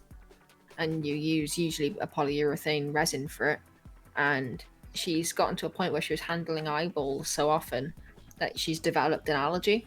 You can like almost develop an intolerance to these resins, and we don't know now. There's been people, because it's such a nasty chemical, that even though right now she said she just comes out in hives when she touches it, goes anywhere near it, it could get worse if she was exposed to it again. It was a very real chance that she could have like an anaphylactic shock. Wow, so now if she blimey. ever mixes any polyurethanes in the studio, we have to like give her plenty of warning, get her to leave and stuff like that. That's crazy that you can develop such a serious allergy. It's really harsh because it's like, I think it's, if I remember right, it's isocyanate or isocyanide. And it's really not good I see. to breathe in. You can see it fuming as you're mixing it and stuff like that. You've got to do it with like resp and ventilator. You should do a video of you one time when you're doing these things and put. I would genuinely be just fascinated. I really would be so interested to see you doing these Usually, things. if I'm mixing polyurethanes, though, it's me because it's got such a short working time, especially polyurethane foam. I've got a 30-second mixing time. From the moment I mix the two parts, I've got 30 seconds to mix and get it in my mold. Oh, so usually before... when I do polyurethane foams, you can see me running around like an absolute maniac, trying to mix it, get it in my mold, without spilling it everywhere. What happens if you take longer? What happens to it? Does it harden? It'll foam in the cup. It's expanding foam. Oh, so I see. It quadruples its size. It can go 4 to 6 times its size. Okay. Oh my god. So if you mix too much, you'll get foam everywhere, and it'll start overflowing in your cup, and it gets very warm. Because it's like a chemical reaction. I see. Goodness me. So this is, are you in final year now? Is it this is the end of it? So what's the kind of going to be your pièce de résistance at the end of the? See, this is what I need help with. So if anyone's got any ideas what to make, please throw them at me. From what? I mean, what kind of categories can we draw from? What do you need to? So what do you need to fulfill? It can be anything, but it's gotta it can't be too big because I need to be able to transport it back and forth to uni. Okay. And it can't be just completely ridiculous like a 6-month project. It's got to be done within 14 weeks. So far, my ideas have been a space suit, or I don't really want to do costume elements, but I was thinking multiple versions of space helmets. Like, do you know when you walk around in Last of Us 2 and they got all those different space helmets? Different years of space helmets, maybe, or countries. My other option so far, which is really ambitious, so I'd have to size it down, maybe do it half scale, is Buckbeak from Harry Potter. That would be cool. I don't know what that is. It's a hippogriff. I don't know what that like is. Like a griffin. Okay. A griffin, like a eagle head. Oh, okay, yeah, like a griffin. I see. Yeah. Yeah. Just Google. There's a person I'll tell you about in a minute. She was in model making. I think when she was in model making second year, she made the Phoenix, Dumbledore's Phoenix for me. Oh wow! And she did such an incredible job at it. It was beautiful. There wasn't a flaw to this piece. It was incredible. And we recently had Nick Dudman in. He's the guy that coordinated all the props and creature effects for, and I think he was a makeup designer on most of the Harry Potter films. And when he saw her a Phoenix, he basically offered her a job right on the spot. Wow. Such an incredible piece of work. Yeah, I've qualified, lads. Oh, Boom. mate. 2 runs. Nice. I sort of feel the same way as at the end every time. feel the same way as NJ in chat, who said, "I love how you say it can't be ridiculous, and then you say a spacesuit." That was kind of what I thought. I was like, "Isn't a spacesuit quite ambitious?" But you should make a full guy. well, you could make you should make an Among Us spacesuit Oh yeah, that's guy. right. Yeah. Yeah. Considering or a crown. You should give yourself a crown. For example, this hippo is a 7-week module, and we're in 2 days a week. Right. So I've done the hippo in about 10 days, maybe a bit, 10 to 14 days, I'd say, is how long it's taken me to make this hippo. That's impressive. That's very impressive. So if we consider 14 weeks, 2 days a week. Oh, okay. So you've got a reasonable amount of time. Clayplay says, if you 3D print a truck, can you take bigger things to uni? Yes. That might take the whole 14 weeks. Yeah. I'm thinking you got my cogs turning about how can I transport heavier things to uni and can I 3D print it? Yeah. I need a car, because otherwise I could do so much bigger things if I had a car, be able to take things back and forth to uni. Like this hippo, there's been because it's so heavy especially when it was the clay sculpture, I'd be trying to use an old like a trolley to try and take it in, but I couldn't. It was so heavy, and I'd get in and I have finger cramps from carrying this hippo all the way, because I'm a bit of a weakling anyway, and I used a 20-kilo bag of clay and a bit extra, so probably about 22 kilos. Wow, that's a lot. That's heavy. What about, you could do something on wheels? What about a cannon? Because then you could just wheel it around. Yeah, that's very that's the other thing as well with this project, is I have to kind of look at my portfolio and what am I missing. And so far I've done silicone, I've done a monster bust, I've done the hippo bust now, but I don't have anything really hard surface. Yeah. So anything made out of wood or anything that has to be machined. So much. So I'm thinking, could you make Optimus Prime and have him actually transform? Yes, I probably couldn't have it transform, but I could do a transformer. That'd be very cool. Yeah. I can't think of other things. Imagine if it could transform. Make a baby raptor. That would be adorable. What if somebody got you a transformer that actually works, like the old toys that I used to have when I was a kid and still definitely don't have now? I could scale it up. And you could scale, and you could would you be able to do something like? I mean, I'm now just talking theoretically again. If somebody gave you something, could you take it apart and figure out how to blow it up and then put it back together having again. an actual replica of it and having to scale it up. That used to be one of the modules for second year. But they got rid of it. I think I can't remember why, but it used to be like you'd either have to scale something down or scale something up, and so we've got a lot of like big objects of things in the studio. One of them is we've got a giant sushi roll in there. That's cool. There's a giant Kermit. There's an absolutely tiny Hagrid's house, like hut thing. in Oh, there. that's cool. I feel like I'm really passionate about Harry Potter. Every time you mention something about it, I'm like, that's amazing. So that was, I could do something like that. A Transformer would be a nice thing to try and scale. I always like taking reference from games. So when I see stuff in games, I'm like, that would be a really nice thing to recreate. Yeah. And so that's why, like, when I was thinking back to the space helmets that were seen in Last of Us 2, they did like a lot of different varieties, and they would be quite nice to look into. What about the portal gun from Portal? Because doesn't that get worn all the way over your arm? So that could, I mean, that's maybe a bit intricate, but I can't remember what it looks like, but stuff like that again is super cool. I remember there was one someone made. I don't know if you played Horizon Zero Dawn. I haven't. But I think aren't you Someone playing named that game? Charlie's No, is Charlie Charlie. playing it? Yeah. Yeah, someone's made like a sawtooth, one of those mechanical robots from there, and that was also That really sounds cool. Yeah.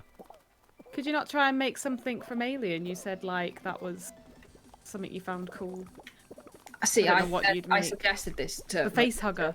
I considered. I was like, the face hugger's been done, and it's cool, but like, it's small for 14 weeks. Oh, right, okay. I'm thinking too small. Yeah. Think bigger, Gab. Eating. Make the alien. That's what I said. So I suggested this, and I was like, I was gonna remaster the old Alien, but that's a bad idea, purely because it's been done to death. It's been done so many times by so many professionals. Yeah. If I didn't absolutely nail it, Yeah. It You'd would have to. Yeah. You'd have to really stand it'd out. have to be, like, spotless. So too ambitious. What else is there then? It's difficult. This is what I mean. And then usually this is what frustrates me at the start of a project, is because are you still in, Gab? No, I got out of that one. Didn't hold the penguin for long enough. But it's one of those things where usually when we start a module, like the baby hippo, I decided it the day before I was supposed to be like start making. Like they just take you into like a staff room, and you're like, have you got any ideas? And you throw a couple random ideas at them, and they're like, yeah, do that. So you don't really. I hate how last minute, because it's something that you're gonna be bearing your whole life over for the next 7 weeks, and it's all so very like, we're making that right now. Steve has said a samurai sword. I was thinking like a weapon, Oh, like a yeah. sword. Yeah, that'd be really cool. That would The be cool. witch's sword with all the engravings in.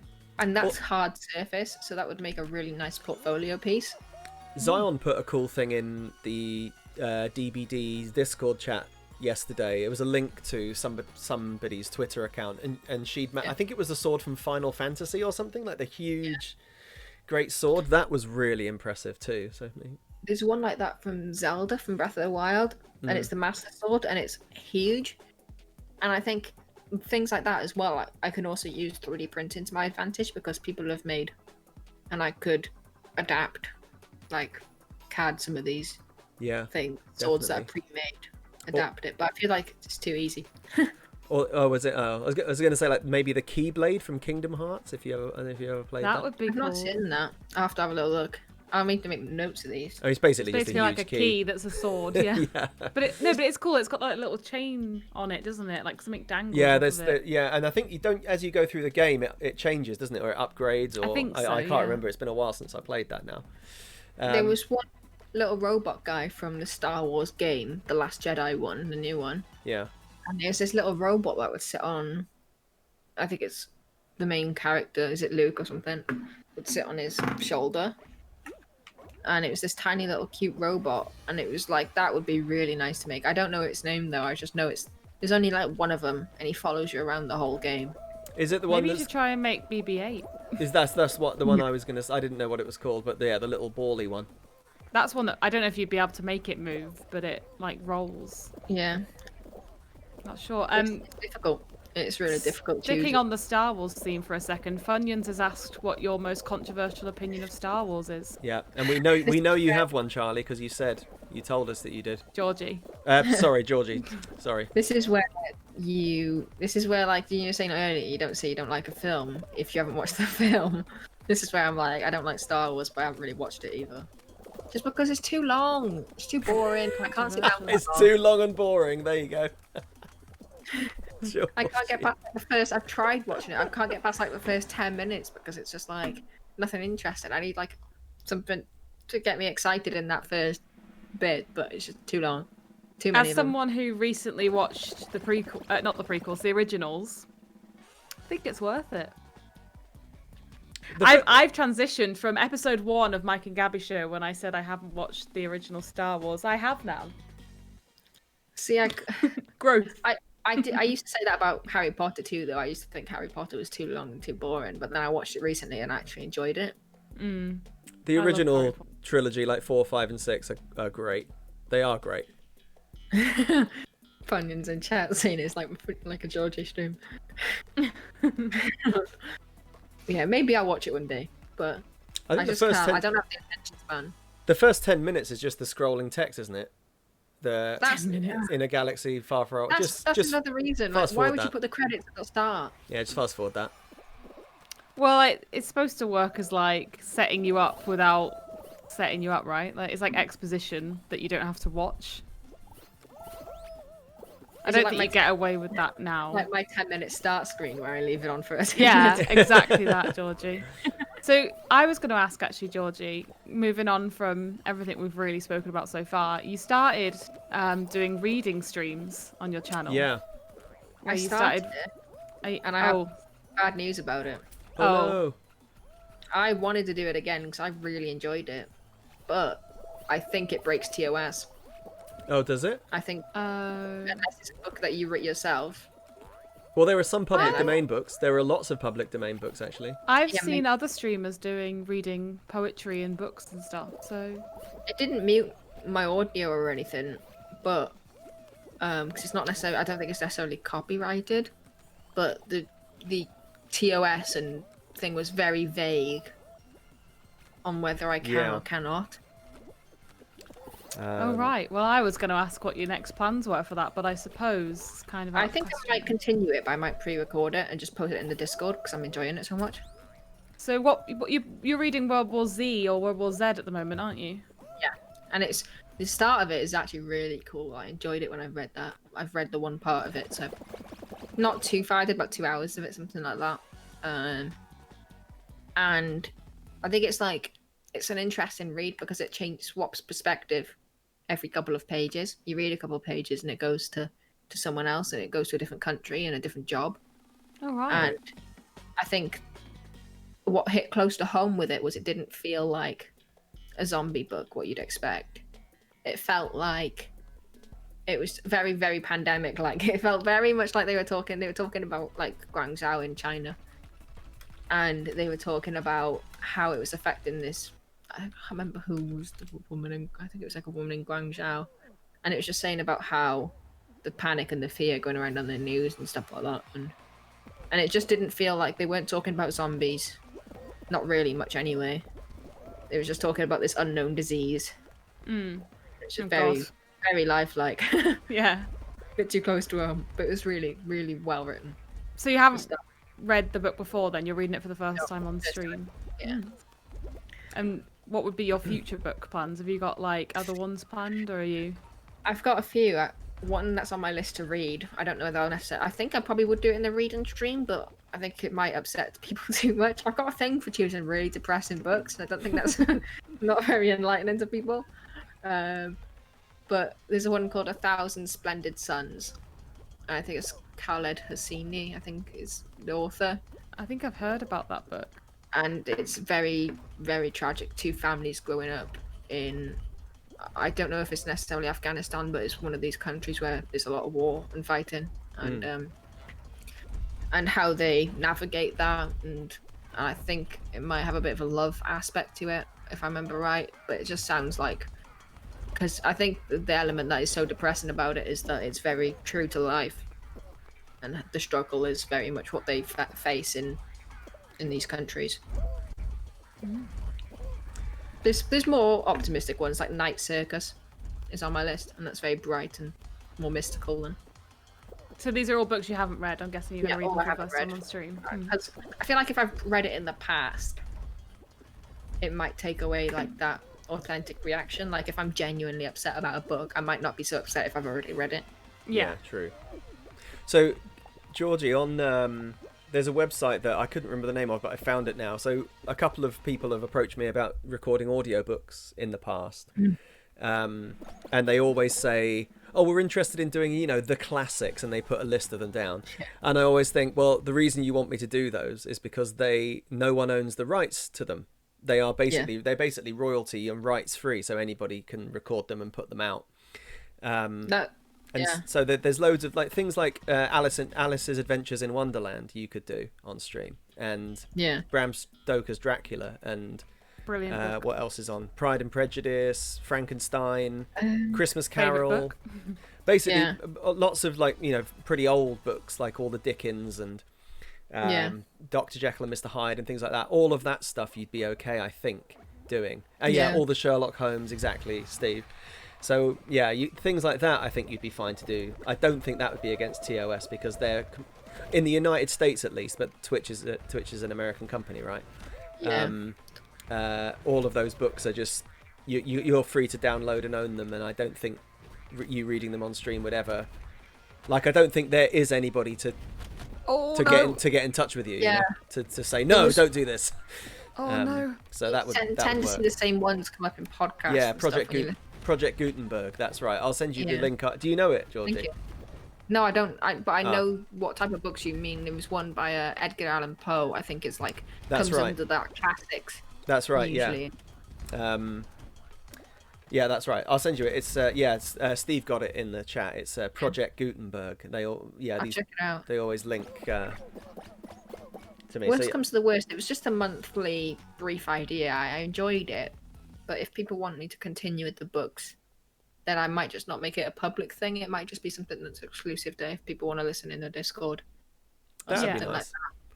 Yeah. Or maybe I could even organise a night of every month where we go in the live channel in the Discord and just read something like that. I don't know. That'd be fun. I've thought about doing Grimm's fairy tales before on stream. I've never really. I can't really bring. I don't really want to do awesome. it. I find me reading a bit cringe. But you could do all the voices of I know. I find different characters. I feel like I would find myself really cringy. But I grew up watching. I don't know if you guys ever saw this. It was Rick Mayall used to do Grimm's fairy tales on kids TV, and he was so good at it. I've got the Grimm's book of fairy tales behind me, and it's really cool. I recommend it. Really cool book. Yeah. I think I've thought about doing that, but I've not quite brought myself to do it yet. Oh no! Oh, Gab! Oh, I'm all right. Is it just you in, Gab? But yeah. Oh. I risked it because I thought if that blue one drops.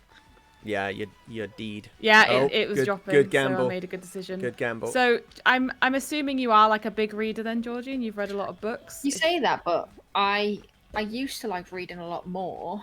But I just kind of didn't put the time into it. It was something that I felt like I had to put time in, and I struggle finding, again, with the attention span thing. I struggle finding something that is it has to be a really good book, and it has to grip me pretty early on for me to stick with it. So, usually finding a book for me is pretty difficult. All right. The last book I read before this was a book called Flowers for Algernon. And it's one of I think it comes into that classics category if I remember right. No. Oh no. Oh, unlucky Gab. Made bad decisions there. Sorry, carry on. That is an incredible book. It's all about this it's hard to describe. It's this I don't know if he's young. I think he was young if I remember right, and he had difficulties with learning and stuff like that, and they tested on a rat because he was quite severely disabled, and they would test on a rat to try and see if they could improve this condition that he had. and the rat started showing promising signs. It might have been a mouse, something like that. And when this mouse got better, they finally treated this child that had these mental difficulties. And I think it was the mouse would slowly decline over time. But this person had already had this treatment to try and make him smarter, and he went from being a really quite low IQ and didn't understand many things and always needed help in his life to being really smart. And when this rat started declining, he was like, well, am I going to start declining through this and stuff like that? It's really, really interesting read. What was that called? Quite depressing. Flowers for Algernon. I think it's by Daniel Keyes, if I remember right. Let's find it. So I was going to lead into our question that we always ask people, but it might put you on the spot, Georgie, so don't worry if you can't think of anything. But is there any book that you would change the ending to? And what would you change it to? I mean, you could do a film or a TV series, but I know you're not big on films, so I thought books. It seems like you read a lot of books. You know what I would change? Actually, I'm going to answer the film because I'm rubbish at remembering books. I've got terrible memory. But the Interstellar. Yeah. I've changed. Spoilers for anyone that hasn't seen it. I would change 90% of Interstellar. I'm sorry, but I don't understand it. I'm so confused, and the ending particularly. I feel like it didn't do a very good job of explaining the ending. Either that, or you're gonna be really smart. I mean, that's Chris Nolan all over, though, isn't it? It is a bit. I remember thinking that we're talking about one of my favourite directors here. I remember thinking that it was a bit convoluted. The ending was a bit convoluted, but I don't really remember. I also remember thinking why. I feel like they could have ended it about half an hour earlier. Was the way I remember. I watched it on a plane. But I got to the ending and I still had zero idea what just happened. It's the common practice with most films because I don't usually understand them because I don't pay much attention or they're just too complicated to get. But that was one of those films where I was completely clueless. Oh! Just stay there, Georgie. This is amazing. I've never seen that before. What happened? Georgie got boxing gloved up onto the kind of the fence that was stopping people from getting smashed out into the world. She got stuck on top of the fence and ran along the fence. Oh my god! I just got double. What's it called? What do you call it? Accordion into the final. Yeah. Over the line though, so I went on the first one and it booped me right onto the second one and booped me straight through. Nice. That was a smooth run. You watched? Why is it in a front that I watched Interstellar on a plane? I hadn't seen it. It's not the right experience though, is it? I hadn't seen Interstellar, you need to be in the dark with a big screen, sound all the way up, no disturbances whatsoever. I didn't have any disturbances. I was on a plane. Yeah, but people walk up and down, and people need to go to the toilet, and they ask you if you want a drink. It was night on the plane. It was night on the plane. It was. I don't sleep on planes. It's like the highest quality cinematography of any film. I can't sleep on planes, and I hate it because when we flew to LA, that was my first long haul flight, and we were flying overnight. And if I remember right, I think so. But I hadn't slept all night either way. And everyone else was snoozing around me. And there was me, I was up all night, so envious of everyone that could just fall asleep and nap the whole way there. I can't sleep ever on planes. And I have to I can't. I have to be properly struggling. I can't sleep in a car either. Like, very rarely I can fall asleep in a car. I did a night flight back from San Francisco, which was, I think it was a 13-hour flight. Yeah. And, yeah, I didn't sleep for most of it. I just looked out the window. The pitch black sky for most of it, whilst Mr. Gabby was asleep next to me, nice and comfy. We have hit the we've blasted 20 to past 7. Yeah, we blasted past the 2.5 hour mark. Might have to make this the last game. Yeah, so I don't know if there's anything you want to talk about, Georgie, that we haven't touched upon. We've covered it. We've covered Georgie. That all you need Georgie to know. UK. Yeah. What about any future plans for streaming? Yeah, what's next for your games, Georgie? That was what I was going to ask, because you play a lot of Subnautica, and you recently started one. I looked it up before the stream, but I've forgotten the name of it now. I think, didn't you just start a game called, is it Celeste? I played a little bit of Celeste just because it's like an easy platformer, and there's not too much effort required. Well, it's try hard, but because I've played it in the past, I played it on my Switch, and so I wasn't so much playing it for the story. I was playing it just because it's like a nice little platformer. But I've got a list of games which I plan on playing in the new year, which is I can tell you now. I've got a few lined up because I'm getting a capture card for Christmas. So I've been looking at playing. I want to replay the Last of Us games. I want to play Red Dead 2. Oh yeah. I'd like to play Horizon because I started it, but I didn't. I only got a couple hours in, and then I realised it's a much bigger game than I anticipated. And Last of Us 2 are coming out a couple days later, so I gave up on it. Detroit Become Human. Oh, what a game! I really want to play that. The follow-up to Subnautica is the Below Zero, which after this, once I finish Subnautica, I'll probably go straight into Below Zero. Oh, is there a finish to Subnautica? I thought it was like a survival game where there isn't really an end. There's a second one, Right. and it's good. It's I like them because I can play it alongside a story game, and it not be too much, like not too story intensive. You're not playing Subnautica for the story usually. It's like a side mission almost. You're playing it as like soil crafting. Yeah, But that's what I got lined up. that's a lot. That's a lot. That's good. That should take you most of the way through. Oh my goodness, Yeah. NJ Scotsman, NJ. NJ, you maniac. Oh my god, NJ. NJ, thank you so much. Whoa. Oh, NJ gifted a sub to me. Whoa. Thank you, NJ. NJ, thank you so much for the 10 gifted subs. Everyone that's just received a sub, Yeah. you've got a point to give or take from the Crisp Wars. And NJ, you can have another point for that. Yeah. You can have, you can have 100 points. No, I'm joking. Can I have add 2 an points. Wow. extra point to the Chris War submission? NJ, can. Oh, Gab. Well, Gab, you've got one. Well, okay.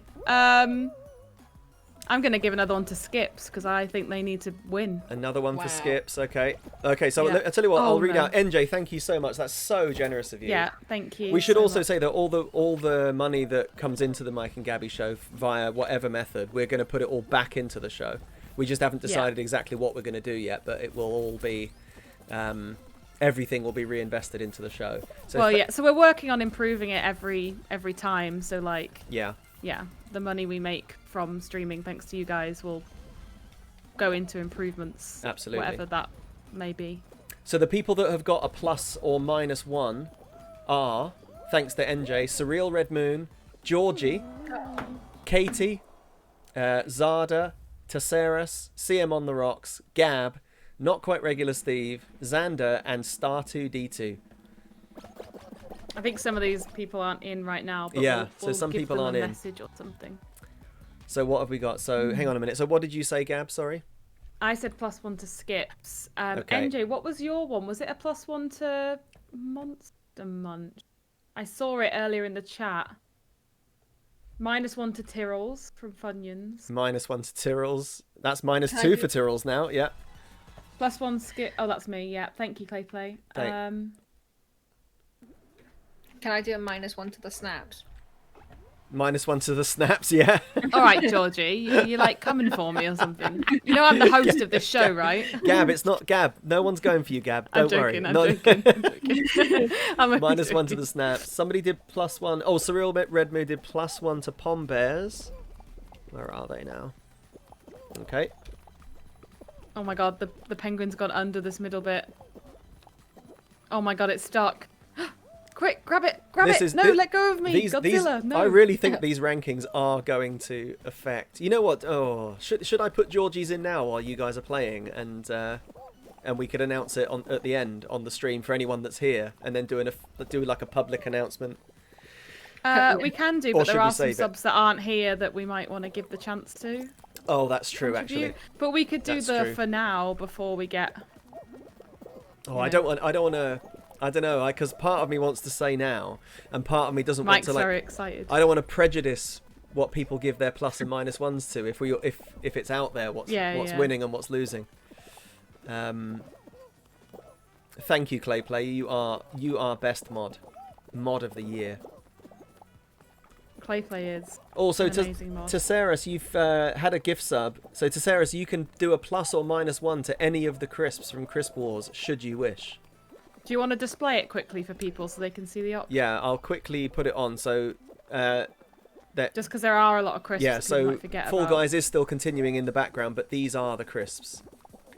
So there's the Tyrrells, Wheat Crunchies, Frazzles, Monster Munch, Wotsits, Hula Hoops, Kettle Chips, Transformer Snack, McCoys, Quavers, Chipsticks, Doritos, Discos, Roysters, Pom Bear, Skips, Space Raiders, Pringles, Sensations, Snaps, Scampy Fries, French Fries, Knick Knacks, Squares, Walker's Max, Brannigans, couple of regular Walkers, and then Georgie has added the flame grilled steak McCoys into God tier and binned the onion rings. So they're the ones that you've got. So if you wanted to plus or -1 for any of those, you sure can. Now's the time. And I think now as well, with that very generous sub gifting and everyone that's sub today, I think we'll unlock a second emote slot, which means we'll have a bin tier emote. Oh, bin tier emote 2. is on the way. Yes, that's amazing. And you all have the Mike and Gabby branded crisp packets now as well. Brilliant. That's right. We did just get out. I think we both got out there, didn't we, Georgie? So yeah. Oh, I didn't notice. Oh, okay. NJ's, there we go. NJ's gone salt and vinegar discos for a +1. Oh. Controversial. No, Are you not still at all. in, Georgie? No, I'm just Oh, back right. I can't see them. I think that was our last game because it is now 6:45. Yeah, let's call it there.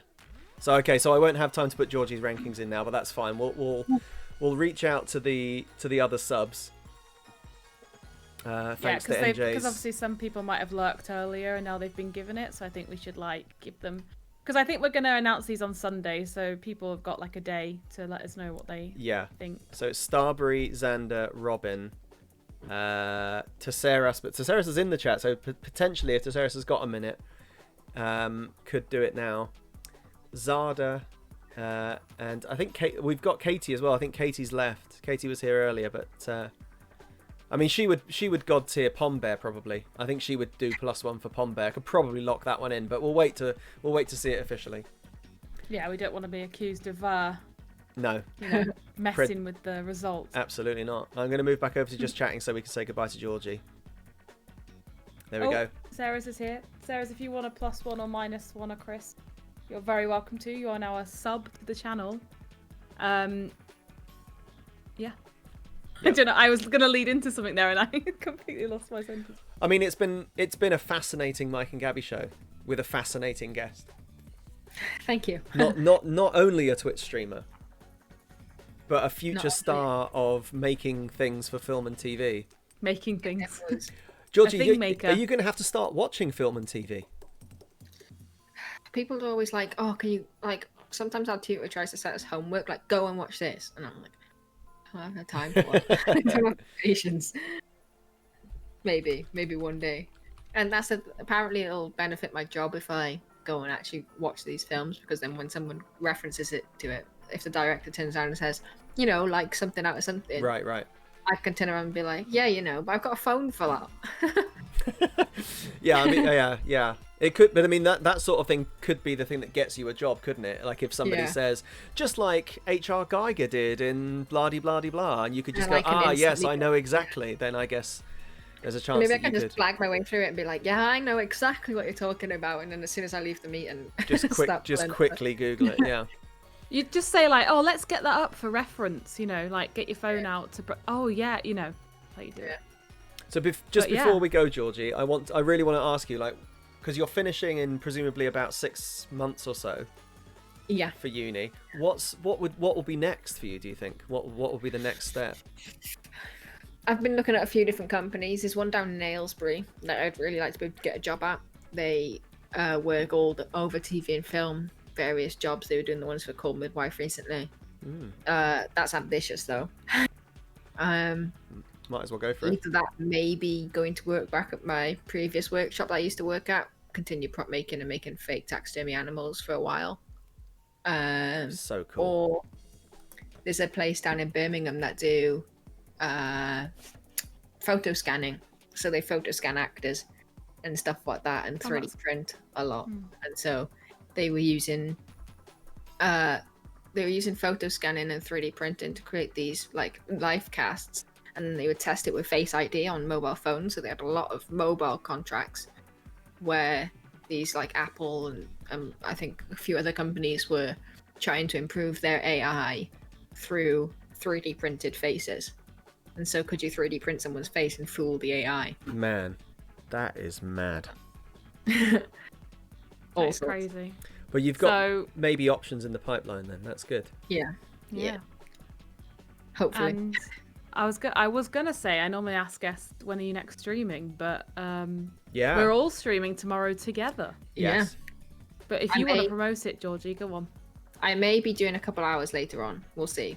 Oh, cool. Depends on how I freshen up in a minute. And then so we'll all be streaming tomorrow.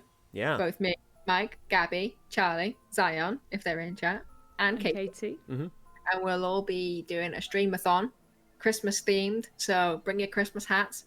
Bring your I've got mine. What's very mulberry wine, if that's Christmassy. Mince pies. Mulled wine, I think, but still Yeah. same thing. Same, whatever. It's all just wine.